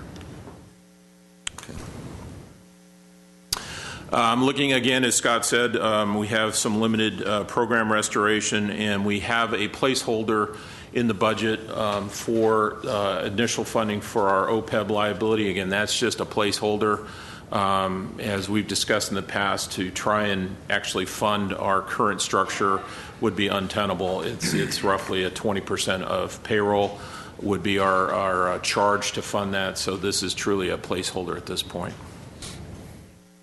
So looking into our maintenance and operation, we have a slight increase in the year forecasted. As we talked about earlier, increase in the fleet fund. That's a charge that we have back to all the user departments for use of and maintenance of the police cars, fire vehicles, public works vehicles. All those vehicles are owned and maintained outside of the utility being an exception. All the enterprise funds own their own. but the fleet maintenance fund repairs and fuels and takes care of all those. That has been underfunded in the past, and we're ramping that up over a number of years to make sure we have funds available to replace those fire trucks and police cars when needed. There's a little bit of a reduction in our ISD service charge this year, primarily because we had a fairly large increase last year. It's still, I think, on the funding that we need to have at this point in time. We're starting to transfer an additional amount, $500,000, into our debt service fund to repay the certificates of participation. We still owe about $40 million. I think we have about $29 million left in cash, not enough to amortize the debt, so we have to start funding that sinking fund so we can make those debt service payments over time. As Scott mentioned earlier, we're increasing our general fund transfer to the CIP fund up to 1.25% of sales tax, so that's up to $471,000. We've programmed a $300,000 transfer to the Economic Development Corporation Fund, excuse me, to fund the Alex Theater for its operation. And lastly, part of the repayment that we get from, if we do get the payment from the state, we then have to turn around and pay 20% to our low moderate income housing fund. So that's about $784,000. Then that has been programmed in. So, excuse me, so then again, if we don't get that repayment, that wouldn't be. No money will go into housing. Correct. The housing fund. Correct. For low-income housing. Quick question on Alex. What is our total, what's the budget for Alex? What's the total cost of operating Alex on a yearly basis? The Alex Theater's budget, if I remember correctly, it's about $1.6 million. Over the years, we have paid a management fee of about $400,000, $415,000. So they generate $1.2 million in revenue to fund that, the other operations. The cost of operating Alex is $1.6 million a year? About $1.6 million. Okay, thank you. And they're, I'm sorry, Mr. Lanzafame, their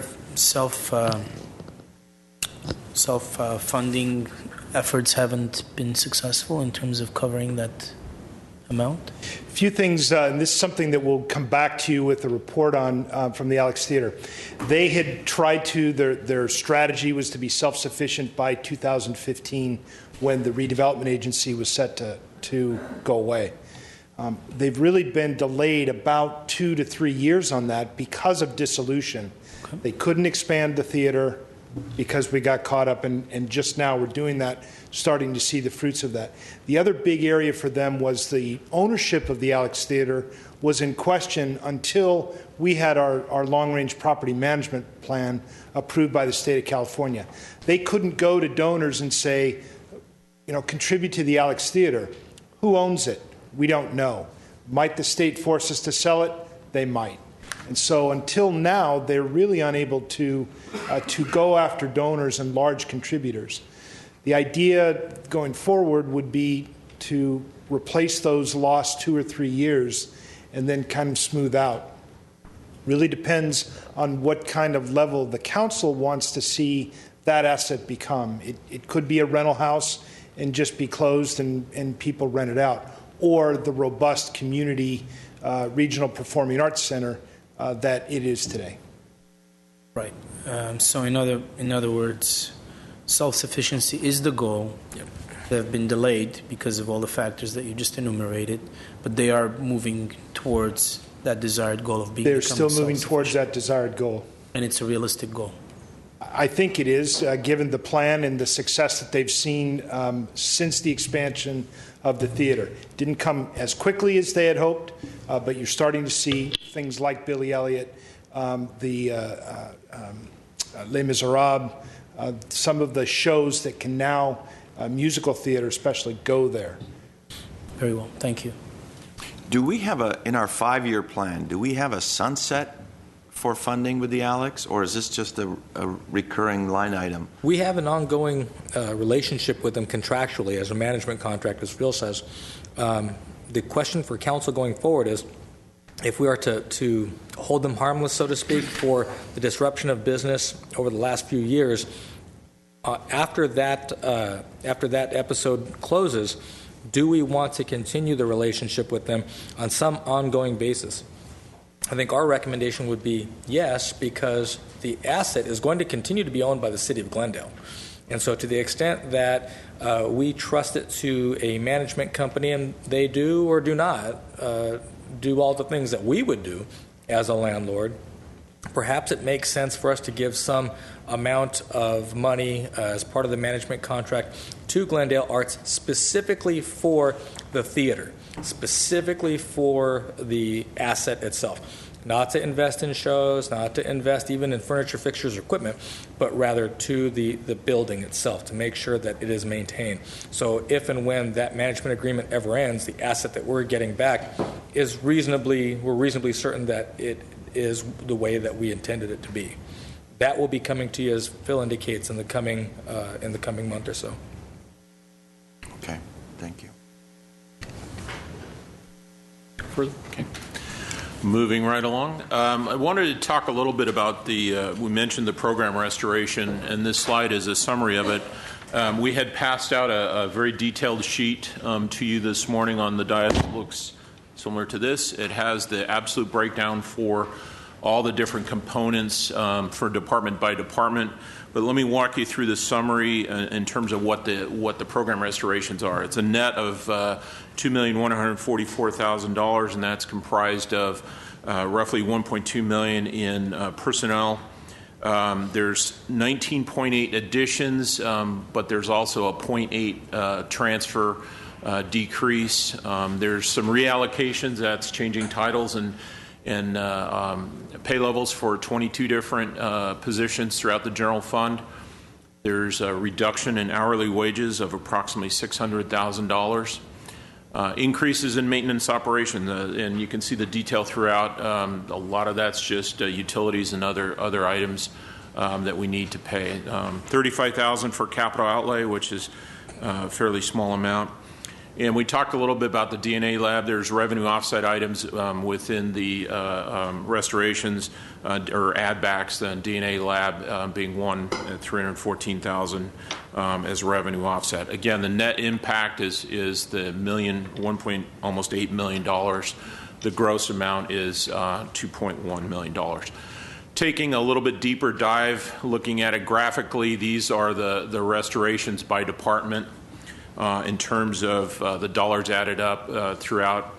If we look further at two of the larger departments in terms of what the add backs are, we can zoom into the police department and see what the additions are in terms of what's being restored. One police lieutenant, one sergeant, some other changes in terms of personnel shifts and DNA lab supervisors. 3 reallocations of non-safety positions. Again, that's basically changing titles to address specific work conditions and so on and so forth. And then the maintenance and operations, the cost of additional operations within the DNA lab. That net total for police is $531,000 after the revenue offset. Looking at another department, community services and parks. This is a detail of all the changes, some of the reductions in shifting workers, a couple reallocations as we've 2 for management positions, 2 non-management positions. These are existing positions. Yes, sir. Going back to slide 49, so we're adding 2 DNA lab specialists. 49. The previous.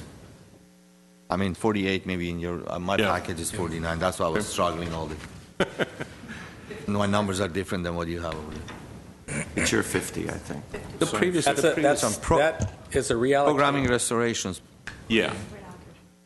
So those 2 positions are reallocations as part of the creation of a series for those employees. It's a great question because it points out some of the challenges that we have from a business perspective.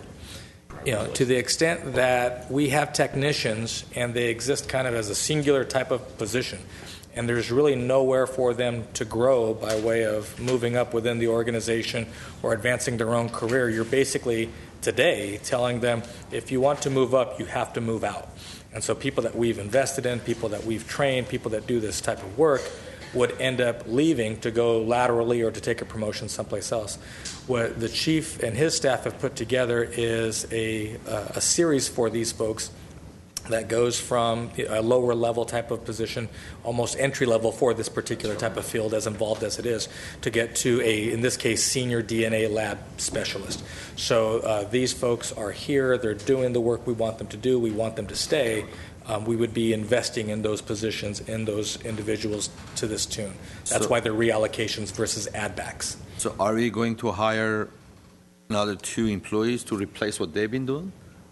Are we going to hire 2 more employees to replace No, these are existing employees. So they're existing employees that are getting promoted, basically. Effectively, they're termed reallocations. But yes, you're absolutely right. That would be a function, but it's less of a promotion and more of a recognition of the work that they're doing. Now, heretofore, they are part of an outside revenue fund, and now that we bring the DNA operation into the police department's budget, that's part of the reason why you're seeing it here. So I think there's a little confusion. The shift, the 2 senior DNA lab specialists, is a shift coming back into the general fund from what was in another grant fund. So we're moving them back into the general fund. The reallocations are, I think, 2 of those 3, or 3 positions, but I think include those 2 in terms of reallocating what their specific functions are. I don't know if the chief wants to add anything more to that. It's a little confusing. Is this the same amount that was in the bond fund coming back to, or it was increased? We had them in a grant fund before, grant fund, yeah. and so we're moving them back, recognizing that's more of a general fund operation. So we're moving that cost back into shifting it out of the grant fund into the general fund. It's not additional. I mean, there's a small bump in giving them an additional step increase. So like our DNA analysts are recruited almost monthly from across the nation because it's such a specialized field. One of the analysts has a PhD in her science. And we also have our field technicians, which are forensic analysts that do the actual physical collection out in the field. They have been in place for a long time without any growth, and we've been successful in recruiting one of those personnel away from the city of Pasadena's police department. So we need to continually compete with this emerging market, and because it is so new, because it is so high tech, the demand for qualified personnel is huge across the country. And in fact, we are competing with other parts of the country where the cost of living is much lower, so the value to their salaries and benefits, we're really competing here in California to stay ahead of that game. This allows us to retain our senior employees to keep this program moving forward. Okay, thank you. Continuing looking at the community service and parks in terms of the add-backs there, it's really additions to maintenance and operations. There's a little personnel activity. We're moving 0.1 of a person out of the general fund to the Parks Recreation Fund. There's, as I stated earlier, a few reallocations added, but the primary is add-backs are for utilities and after-school program. Security patrol for the parks, that's security that obviously outside of our police department that keeps the parks safe. Additional money for tree maintenance and some open space maintenance, and the downtown community benefits. So overall, the total add back is $431,000, offset by $50,000 for a net of $381,000. Ms. Devine? Yeah. Slide 48, sorry. It says 19.8 additional positions. Where are we seeing those? That's on the detailed sheet Right. that I passed out. So if you look, there's a total on the second page of the 19 added up through all the different departments. There's slices and pieces from all the different departments of what those add-backs are. But will we be getting, City Council, will we be getting an org sheet of some sort that shows us what the responsibilities are and what kind of, and how this relates to the market value, et cetera? Salaries? A couple things. With the org charts, you will see that next week as part of the departmental goals. Okay. To the extent that the specific duties of one of these individual people will be outlined, I don't want to mislead you. I mean, that when we go through the departments, we're going through the department. Okay. I would have you probably sit down with the chief to say, okay, what is this particular lieutenant doing? What is this particular sergeant doing? We wouldn't, unless council wants to, get into that detail at the study session, but certainly we can. And in terms of comparability, we do have closed session after this where we can talk with you about market rates and what the costs are. All right, thank you.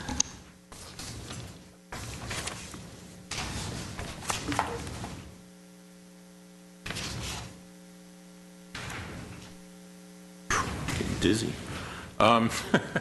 So, kind of recapping the general fund in terms of where we started the year, our beginning revenue estimate was $178.3 million. And this basically is a reconciliation of kind of the adds and subtracts and changes we've done in our revenue base moving forward to this year. So our cost allocation revenues changed because we now have fewer people in the general fund. We charge those services back to the user departments. We reduce that. Again, the decrease in the transfer from the electric fund. Our increases in our property tax and sales tax, the GRA loan repayment, our increases in our UUT. All these increases are factored into our proposed general fund revenue base of the $185 million that we're factoring in for this year. Likewise, on the appropriation side, we started with a beginning budget of $174 million, and these are all the increases and decreases, basically a reconciliation, if you will, and how we arrive at the $182.8 million proposed budget. Net increases for salary at $1.4 million approximately, the increases in PERS for $3 million, our other post-employment benefits of $800,000, other reductions and changes for a net of $4.1 million increase in salary and benefits. We talked a little bit about the internal service fund charges. These are the net increases spread throughout the general fund, $1 million for workers' compensation. We actually reduced the liability insurance charge back to the general fund this year because that fund is healthy, so that's kind of a nice thing to do. I haven't done that since I've been here. The fleet charges, again, that's to fund the equipment replacement as needed, and that fund still needs additional funding, but we're stair-stepping that up each year.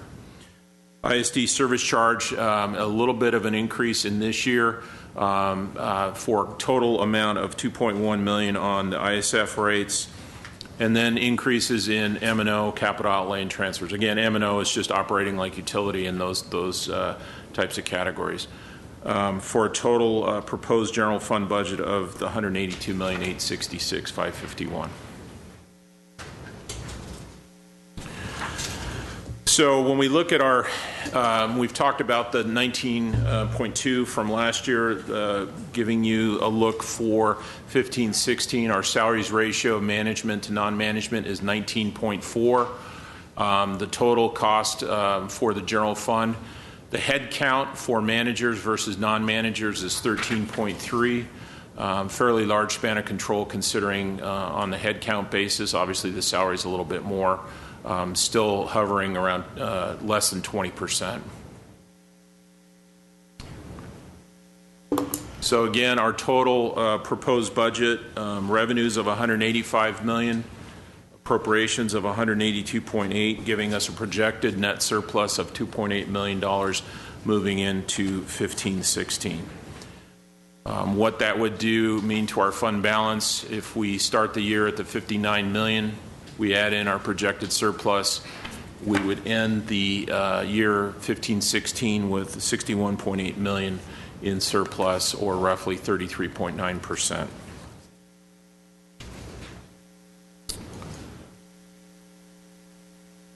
So, we began the discussion today about this notion of structural balance. At this point, in terms of confronting all the different cost centers that we have, we believe we have a very good handle on all the things that we need to be doing that maybe we haven't done in the past, that now we are chewing up the budget. And I can tell you, certainly for the staff that's been here for much longer than I, this is perhaps the truest budget that we've had in many years because it accounts for all of the costs that we know about and at least addresses all of the various liabilities. This notion of cost containment is important to us. You see, and we spend a lot of time talking about how do we contain costs on salary, what we do to appreciate what we can do in terms of the costs that are beyond our control, likely or like PERS, and making sure that at the same time we are able to recapture as much of the revenue as we possibly can within the council's scope and preferences.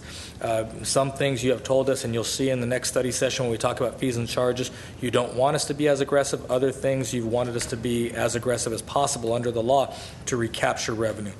Those two areas need to maintain focus. We've done that going forward, but I think we can do a slightly better job in terms of that revenue development and managing the revenues in terms of making sure that staff is in alignment with the council's perspective. Our revenue manager, Armin Harkalian, does a tremendous job of understanding where all of the money is coming from and what the dynamics and trends are so we can present to you the absolute best picture for purposes of multi-year budgeting. Then this last notion, values management meets the value added. Hopefully, as you will look through the program restorations and you quiz each of the department directors either now or individually between now and the adoption of the budget, which we are hoping to be June 2nd, you will agree and be convinced that the personnel and programming that would be added back into the budget is needed to advance the way that we do business and to improve the way that we do business. I don't think, I would argue very aggressively, that there is a tremendous amount of fat in the organization, and certainly there is no fat in the restoration of the positions that you see. Our management team has had a very robust dialogue as to what we would present back to council, and some of them still have the scars to show it, because everybody wants to do the best job possible, and everybody wants to make sure that they're meeting both the council's and the community's expectations and needs, but there's not enough to go around for everybody. And so I think what you see here is the best kind of confluence of needs, wants, and obligations, and it truly does add value to the way that we will do business. The last notion that we continue to talk about, see, think, know. We see things, we think about things, and we try not to act until we know them. And I think that even speaks to the council's discussion about what to do with GRA loan repayment in the state of California. We can see what the state of California is doing, and we have some considered opinions, and certainly will provide you with the scenarios as to what that worst-case scenario would look like, could look like. But in terms of knowing it, actually being able to independently, objectively verify that this is the reality, that is what this budget is based on. That is what we believe we can deliver the highest level of service to our customers as a vehicle to use. When you look at the budget calendar, this is today. We're talking about the budget study session number 1, but next week will be a tremendous amount of material for council. Your council priorities, the summary of the appropriations for the coming year, and the department budgets, as I mentioned earlier, that will tell you how the departments look, what they will be, their major strategic goals are. We'll look at CIP, we'll look at the fees and charges, and hopefully wrap up the discussions with respect to budget, so that way we can prepare for the May 19th hearing here in the council chambers.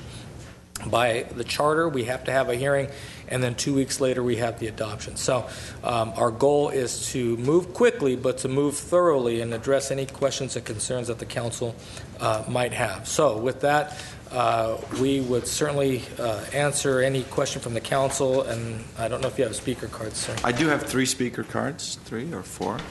Why don't we hear the speakers? The first speaker is David Smith. I'm going to give you 3 minutes. Keith Sorum. followed by Greg Astorian. Good morning, ladies and gentlemen. I must say it was a very big education. Ms. Friedman, I think you are correct. Educating the public would be a great way to help with the budget. I'm here on behalf of the Glendale Rose Float Association. The legacy of 100 years was halted because nobody expressed support to continue. And the council did its job and did not fund the float due to a lack of support. Now, after the absence of the float, the public has awakened and clearly stated we want a float in the Tournament of Roses parade. However, the situation's different now than it was 2 years ago. We've gone from apathy to people clamoring for a float, from no private partner for the city to work with to a new Glendale Rose Float Association, from an old to a brand new set of board members, from no plan to a detailed strategy that will get the job done, and from 0 to over 960 likes on our Facebook page. So the public has clearly spoken. Our mission is clear. Reclaim the proper place for the Glendale Tournament of Roses in the Tournament of Roses parade, restore the honor of consistent award-winning floats, establish an organization with a firm foundation to produce consistent results year in and year out.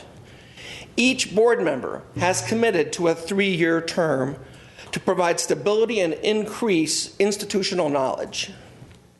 Provide a manner for every interested party to support the float in the way that best suits their abilities. And there are 3 sets of stakeholders. We have business, provide packages of sponsorship that are win-win. The public, engage them, give people a chance to have a stake in the float in the process and a choice of how to support the float, because it's the people's float, it's the community's float. The city, give them a dependable partner that can solicit support from local businesses in a way that the city cannot.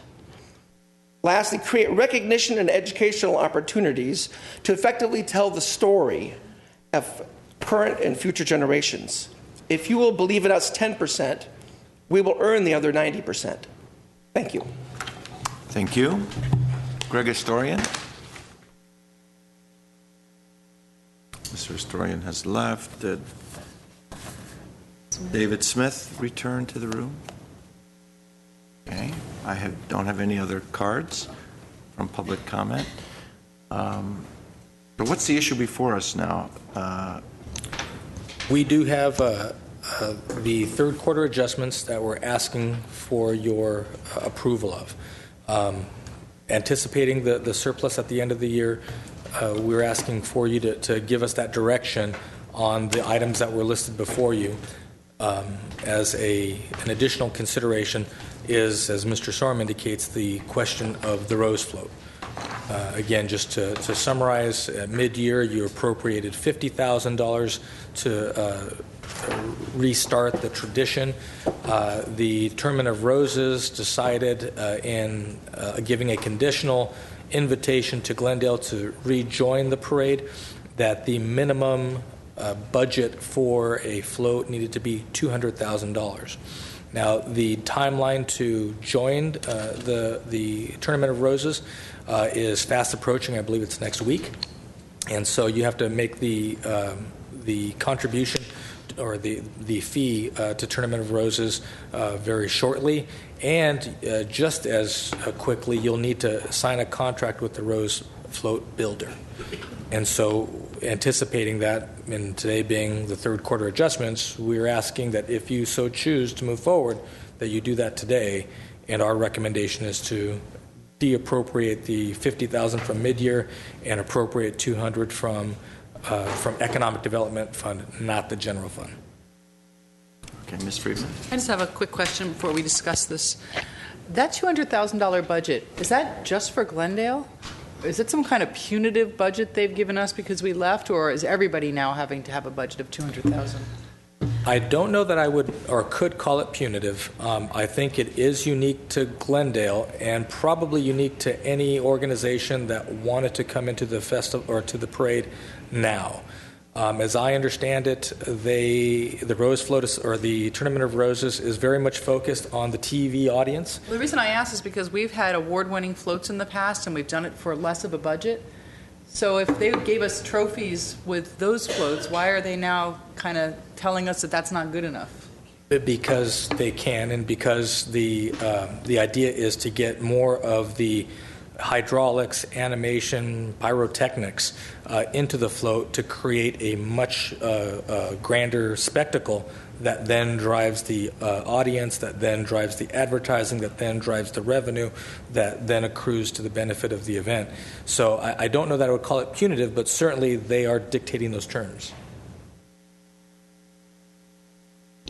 Mr. Garbettian? Excuse me. I think we're getting it from you, Mr. Ochoa. Sorry, sir. I think I know the Rose Float Association has been in negotiation with Pasadena, but has anybody from the city been involved in those negotiations or in these meetings, or to maybe get that answer from them as to why is it $200,000 this year when I remember we built floats less than $100,000, but Our last award-winning float was, I believe, $150. The Meatball the Bear float. Jess Duran, our community services director, has had some contact with Tournament of Roses, but certainly to the extent that the city has pulled back from this event and the association was stepping forward, we really do want them to be at the fore. Right. And so I don't know, Jess, if the last time you spoke to the Tournament of Roses folks, but to the extent that we asked, for example, does sweat equity count? Is it the value of $200,000? Is that what you're looking for? And we bring a bunch of volunteers, and that's worth $25,000 towards the budget of the float, and it was a resounding no. It's Mayor Nigerian members of the City Council, Mr. Ochoa. What we had to do this year was we had to submit an application, and we had to be reviewed and evaluated and compete with all of the other applications that were received by the Tournament of Roses. So that was something very new to Glendale because we were a returning entry. There was no application. All we had to do was submit our $5,000 entry fee every year for 100 years. So we were in competition with all of the other new applicants for entries into the Rose Parade. I was told that there was an extraordinarily high number of applications this year than in previous years. And part of the application, you do have to indicate the approximate value of your float, and we indicated $125,000. I was told by our contact that most of the other applications they received estimated much higher dollar values for their floats. And it was intimated to me that because we are Glendale, that we actually did receive some preference over other applications that were denied that appear to propose more grandiose projects or floats. Are they a profit organization? The Tournament of Roses, I don't believe so, but I'm not sure. I thought they were 501, but 501c3? Yeah. I cannot confirm that. Mr. Sinania. So let's backtrack a little bit. Last year, we didn't allocate any funds for the Rose Float, right? Correct. And we knew what was the assumption in terms of the amount, the commitment that we would have to make to the Rose Float. What was being asked of council, and council said no? What was the amount? If we were to go by the previous year, $150,000. So 150. Sounds like this 200 isn't really all that astronomical. I mean, it's not like it's jumped from $25,000 to $200,000. The expectation of the commitment is about the same as it was in the past years. I just don't want us to get too carried away with this. Oh wow, they're punishing us. No, I was just curious where that number came from. Oh yeah, no, I understand. And the issue in front of us is the same one as the one last year. We want to participate in the Rose Float, yet it seems like the city's on the hook for the entire amount. I mean, I heard Keith Sorum speak, and I know the efforts that are being made, but right now we're being asked to commit $200,000 towards the float, right? In fairness, that is my recommendation to you, to fund that amount, because that is the contract amount. Okay. So if I can ask Mr. Sorum to come to the podium. You said the residents have spoken. They want to, we want to have a float and all that. That sounds fantastic. I think we all want to float. How loudly are they speaking? What's the amount of money that you expect to raise this year, then next year, and then the year after that? Because I have those projections. I think that we all would be agree. helpful. Or That would would you be like me just to read fantastic. it? Yeah.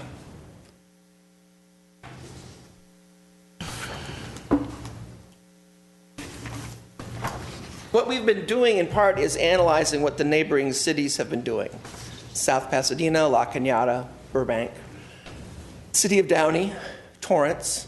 And we built the budget estimates based on a consensus of what they're doing. And overall, it does vary. What we anticipate the ideal mix would be a third comes from the public, a third comes from business, and a third comes from the city. So in this scenario, it would be $65,000, $70,000 comes from each. And to put things sort of in perspective, the reason I got involved is this because I was the chair for the Hoover High School Tour Home for 6 years. In the first year, we made $3,500. We had no sponsors. 6 years later, we did over $20,000 with 140 sponsors. It could be we'll get lucky and we can get some big people to give us big money right away. It could be that the small people take over and we get a lot of $100 donations. However, I can tell you that our Facebook page is over 960 likes. There are a lot of people that are frustrated. I think especially if it were not for the fact we didn't have a float, we wouldn't be here. And maybe that's a good thing, because now, as I said earlier, I believe the city has a viable partner. We have a business plan. We're business people. We're not here to waste time. We're here to have award-winning floats and give those three groups of stakeholders an opportunity to participate in a way that meets their needs. And we think if it's a win-win proposition, although there is risk, we've been working on this for 4 months, and we're serious. Question? There's a question. Yeah, so one follow-up. Yeah, one follow-up. When we're looking at the projected numbers for 2016, 17, 18, the number that's projected is the good, the better, or the best version? I took the middle one and then built it out. Okay, so it's the better version that's continuing on. All right. As far as questions, that's all I had for Mr. Sarr. Ms. Devine? I just wonder, do you have any commitment so far from any businesses that are willing to sponsor, Sapphire or Red Rose? We have spoken to a number of businesses, and their take has been to wait until they see what the city's going to do.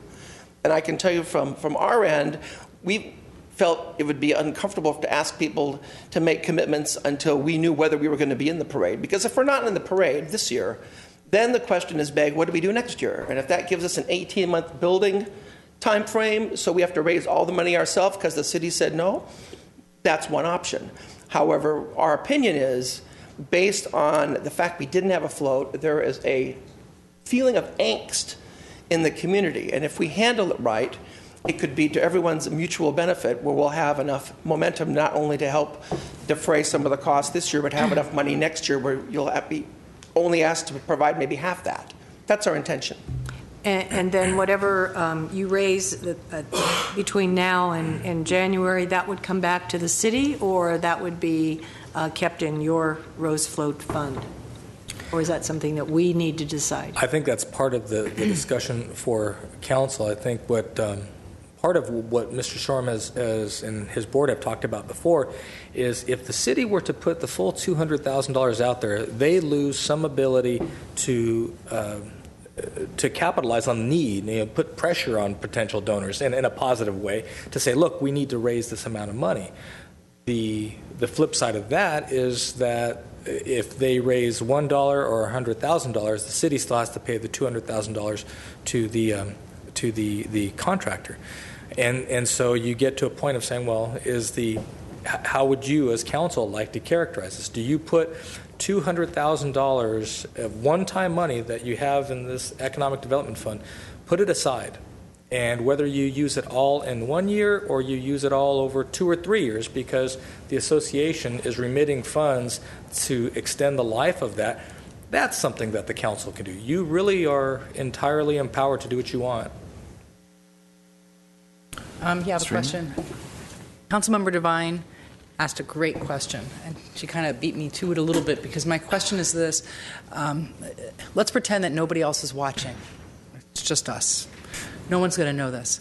But as a fundraiser, would it make sense for us to say something like, we will match your fundraising 2-to-1, so that for every dollar you get, we put 2 in, so that does it help you to go to your donors with that kind of proposition, knowing that we may have to backfill the entire amount? But if we say that, no one's going to give money because the city's giving money. But to try to empower you to raise money not just for this year, but for next year and the year after, do you think a structure like that and announcing it to the community in that way helps you try to raise money through kind of leveraging that money? I hear it all the time. I was driving here this morning, KCRW is doing their pledge drive, and it's always, we now have a donor who's going to match, so whatever we raise in the next hour is going to be matched, and people start calling in because now all of a sudden their donation's magnified.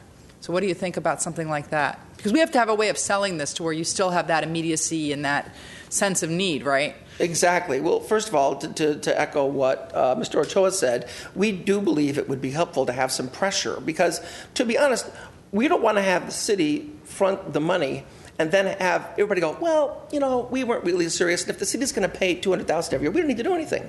We need to be able to sell this and show a demonstrable need. Now, whether it's the 2-for-1 matching, yeah, that could work.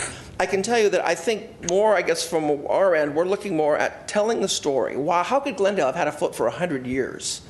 There's a lot of history that goes beyond that. And we think that by working with sponsors and creating much more a touch point in Glendale, one of the big issues we think is that for a lot of times it was money for float.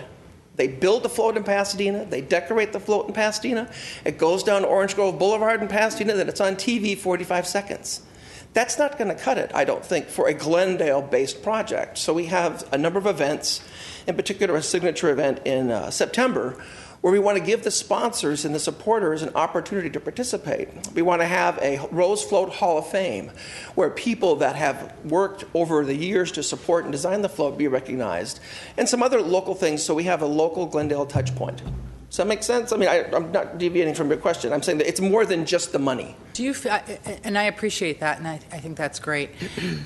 Would it be helpful if we were to allocate $150,000 with you telling your sponsors in all legitimacy that you have to raise $50,000? Sure, absolutely. Because the problem we had was a few years ago, we had a group, we tried to do this. We tried to go to the community. We didn't have the comprehensive business plan that you have, but we went out to the community. And the first year we were successful and we got a lot of money. But after that, people were, like you said, the city's going to pay for it. So nobody put any money in after that first year. Because no one wants to give money to the city. They're already giving money to us every time they pay their water bill, pay their property tax. They feel like they're already paying us.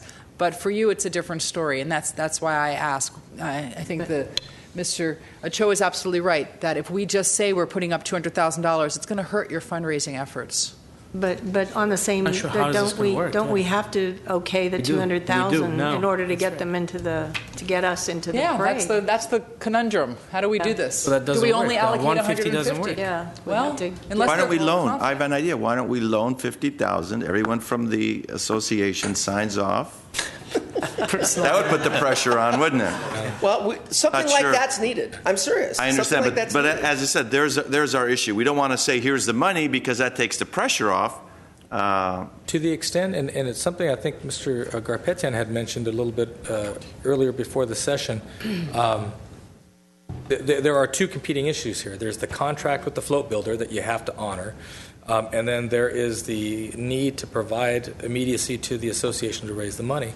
Now, what I've heard Mr. Sorum and the Slaughters and other folks that have been involved talk about is we don't want to do this one time. We want to do this 1,001 times. And so if we were to, if the council were of a mind to take this one-time money, at least one time in the sense that we look at our projections and you can afford to do this year. You may not be able to afford it next year, as the discussion we all just had. Take it right now, you put it aside, and if the association never raises a dime, that money gets used up in 1 year, and then we're basically done. And it's proof positive that the community really wasn't there. Now, let's say that the association is able to raise $50,000. well, that money comes back, offsets the amount of money that you have. Now, who knows, maybe we can take this $200,000 and leverage it in kind of the way that Council Member Friedman's talking about. They can do 3 years' worth of floats on $200,000. If you came back and said, wow, every 3 years we'd put $200,000 aside for the float, maybe that's a value proposition that makes some sense to you, because that's about $70,000 a year. That's better than what you had been setting aside before, and it really does put pressure on the association to raise those monies for a multi-year type of program, up to and including this first year.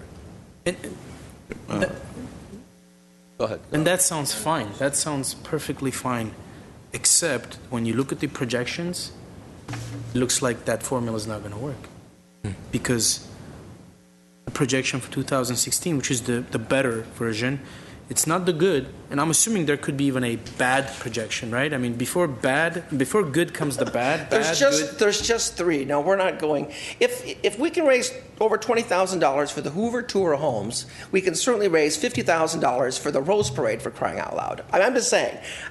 Of course, and I'm looking at it strictly we're an from unproven financial. commodity, I realize, Mr. I'm looking at this strictly from financial planning perspective. Right. And I think there's so much good faith on this dais that no one has a problem with helping to get this started. Like you said, 200 this year or 200 over the next 3-year period. But when we look at the projections, it looks problematic, because we're looking at the better version, 2016. City's still on the hook for 130. If looking at that projection, but either way, then the answer is, the question is definitively answered. If there's not a differential where, let's say the association raises $75,000 in this first year, they remit that back to the city, that's $75,000 you use next year. And so our contribution is going down, their contribution is going up, and they're using this amount of time to really ramp up their efforts. But as you point out, if that's not possible, then I think even Mr. Sorum would have to be back in front of you saying, the community support we thought was there is not there. I think the idea from where the council is I hear you saying, is we can't afford this open-ended commitment. Yeah. It has to have some parameters to it, and at the same time layer on the balance between having a $200,000 contract and giving some immediacy to the fundraising effort. So to my thinking, the only way to reconcile those two is to do it on a multi-year basis, such that they're looking at it here. I mean, if I'm Mr. Sorum, I go back to my donors and say, City Council said, they're basically front-loading their commitment for the next 3 years in the form of this $200,000. If you don't help me get there, we're one and done. Mr. Carpetian. I think we have a couple of issues. A quick question for you, actually a couple of questions for you. You indicated that 1/3 comes from the business community, 1/3 comes from the average Joes of the community. I think that should be a suitable. Yeah, but that doesn't indicate in this. It doesn't reflect on this calculation. It's 2/3 from the city almost every time. But when within your negotiations, is it just the Phoenix Decorating that does these floats, or there's another company out there? Well, there are 4 different companies, and this is probably just Duran's field, not mine. I can tell you a couple of things. One is that this process should have started back in January. The float designs, the best designs, are already gone now. So we're going to be dealing with not saying that they're not workable, but May 1st, all the designs that the float decorators had registered with the tournament have been released. So we're under a time crunch from the design standpoint. Right. And whether or not we can negotiate a better fee, I can tell you that the Chris Lighthouse, who is the owner and CEO of Phoenix Decorating, told us, for example, the city of Alhambra is having a tough year this year, so he's building them a float for less. So I don't know if it's going to be $200,000 the whole time. All I know is right now that's what the goal is. So far as the projections go, unfortunately, we don't have a lot of history. We know, based on what our sister cities are doing, that the 1/3 is probably a good model. But I'll give you an example with the Hoover Tour of Homes. We figured that when we improved the quality of the tour, ticket sales would go up. Ticket sales did not go up, but sponsorship went through the roof. We don't know how it's going to end up. What we agreed to initially when we were speaking with Mr. Ochoa was a declining investment by the city over time. We hope it's a lot better, but because we have no history, we're simply giving you the best estimates we have based on what neighboring cities are doing. And I think it's not perfect, but it's representative. Our goal is for the city's commitment to decline to about a third. When that occurs specifically, I don't know. It could be next year, could be 2 years. We're going to do our best. That's all I can tell you. So our deadline is next week? The deadline to submit is, I believe, next week, is it not? Or is it tomorrow? It's in half an hour. I believe it's next week. We've got to do this now. I think you have a certain amount of flexibility, but it's the month of May. The larger issue, I suspect, is getting the float builder on board to say, yes, we are ready to give some verbal commitment that will then translate into an actual contract. So how you feel about this is needs to happen sooner than not, much sooner than not. And I'm sorry, just to be clear, because I always got a little confused by that. I understand the deadline to pay them and to commit to being in the float, but what about the design of the float? When does that have to be finalized? That needs to happen now.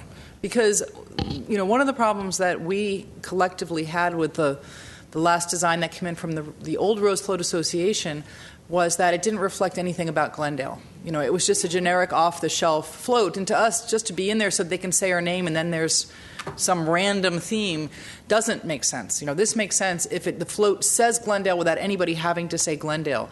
Do you have any preliminary concepts for what that might be?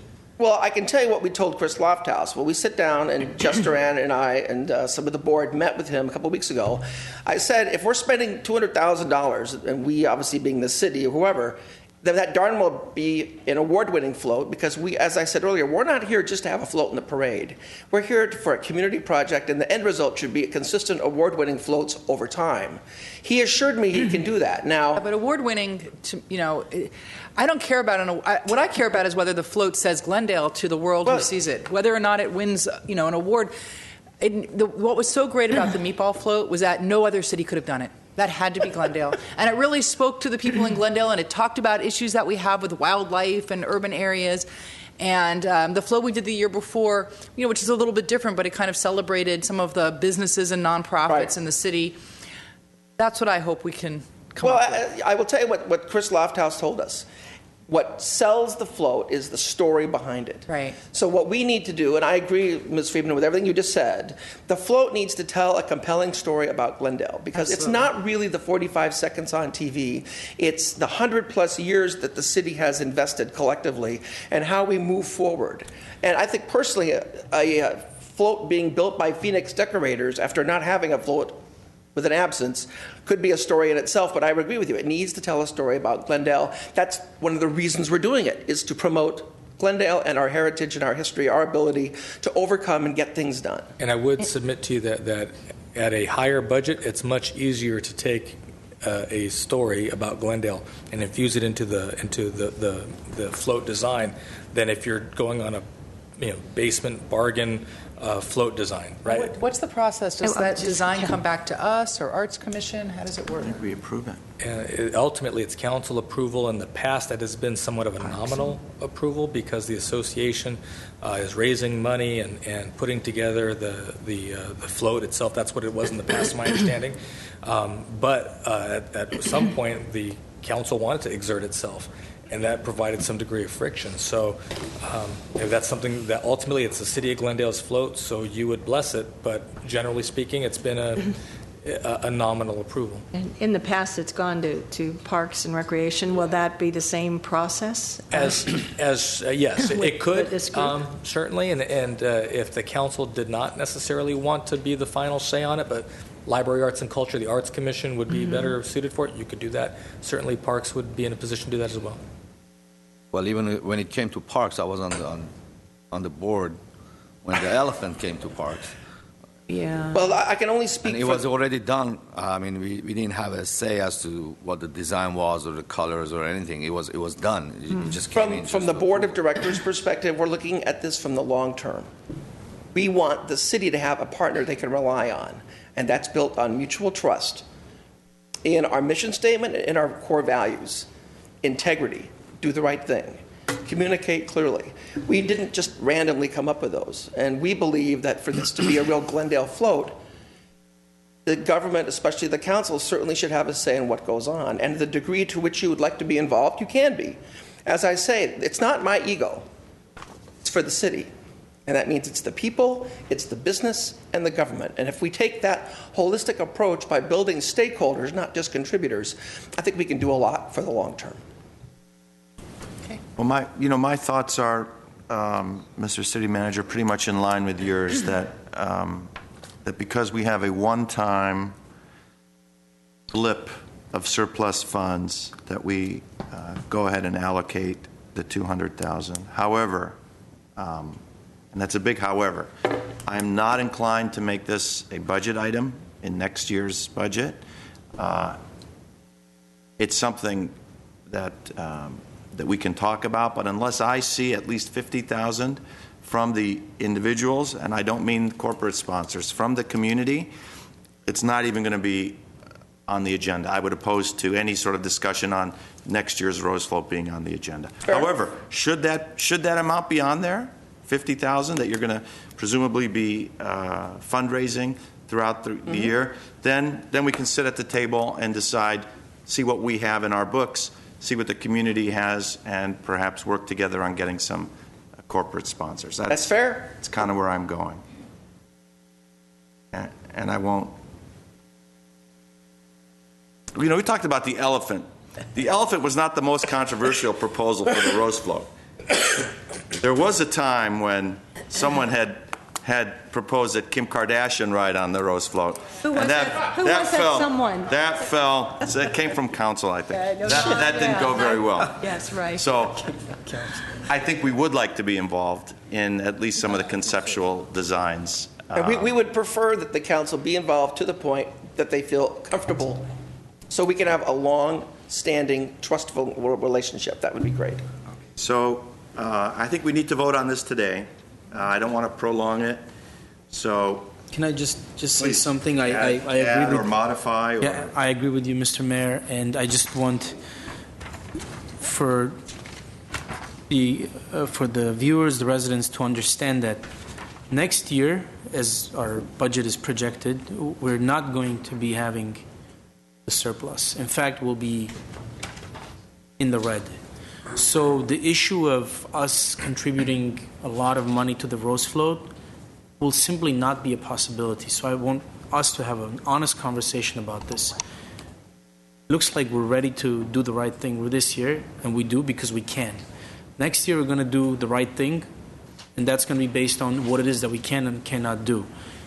Projections are the projections. We know what's coming. The year after that, it's going to be worse. The year after that is going to be even worse because of the PERS and all that. You were just sitting, you were watching the same thing we were. Agreed. So long as we have that understanding between us that we can't keep doing this year over year over the year, let's go ahead and do what it is we're going to do right now. I think you can probably sit down, but thank you. I was waiting. Thank you very much. Yes, I know. It's awkward to be standing up there and not knowing if somebody's asking you a question or not. Thank you. First, I would like to, I'm going to support this, but I'm going to ask you to sit down with the city manager and see how it's best to kind of be presented, whether this is a 3-year allocation, so you better raise the rest, or a 2-year allocation, or we're matching, however you want to handle the messaging, because like my colleagues have said, that money may not be there next year, so we need to find a way to make sure people understand that. But I also want to say that, I want to compliment the members of the Rose Float Association and all of the people who sent emails and talked about this, because clearly a lot of the community was upset. Some people felt blindsided. There was some anger. I'm glad that people kind of went back and explained, no, they did talk about this. You just weren't watching.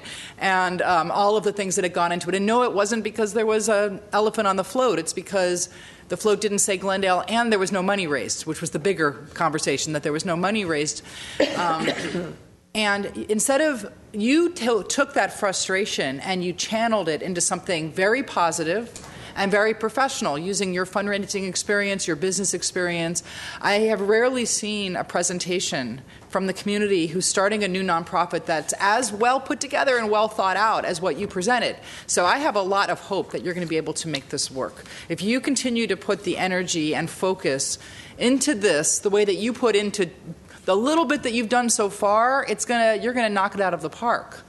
And I agree that there are a lot of people in the community who want to see this succeed, and hopefully now they'll back it up with their dollars and by helping you go out and fundraise from all of those businesses that are out there and all of those individuals that are out there. And hopefully we will have a float that we take pride in, not just this year, but next year and the year after, and that your association becomes the same kind of institution that the old Rose Float Association used to be in the old days when it was an institution and those people, were able to go out and work hard and put their energy in. So I want to commend you for doing this, and that's what really makes me want to do this appropriation. If you had just come in asking for the money, it would be a whole different story. But you're really looking to leverage our money with something that's much more self-sustaining, and I appreciate your understanding of our financial circumstances. So congratulations and thank you. Okay, we have briefly, Ms. Devine. Just very briefly. I echo her words. I admire your passion. I know from the very first meeting it was touch and go, but you were driven, passionate, and you've made this happen. And I congratulate you for that. Your main goal is to restore tradition in our city. I admire that. I say if you can get your 900 participants to donate $100, look where you are. So good luck, and I'm in favor of this appropriation.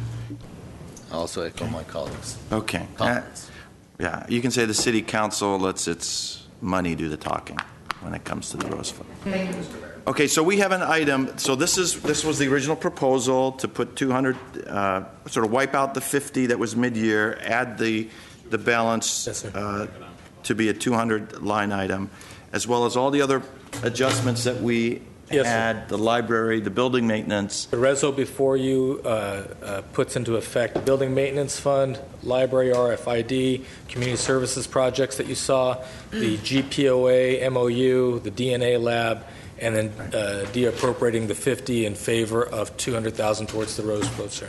Okay, so is there a motion for resolution 1A? I don't have the agenda. I'll move that resolution. Is there a second? Second. Roll call, please. Council members Devine? Yes. Friedman? Yes. Garpetian? Yes. Sinanian? Yes. Mayor Najarian? Yes. Just for correction, the resolution was at 1B. And 1B, I'm sorry. That was for 1B. Thank you. Is there another? Yes, there is at 1A. There's a motion to note and file Note and the file. Is there a financial motion status to note report. and file the report? I'll move that. Second by Mr. Sinanian. Roll call, please. Council members Devine? Yes. Friedman? Yes. Garpetian? Yes. Sinanian? Yes. Mayor Najarian? Yes. Thank you. With no other business before us, we are adjourned. Motion to adjourn in second. So moved.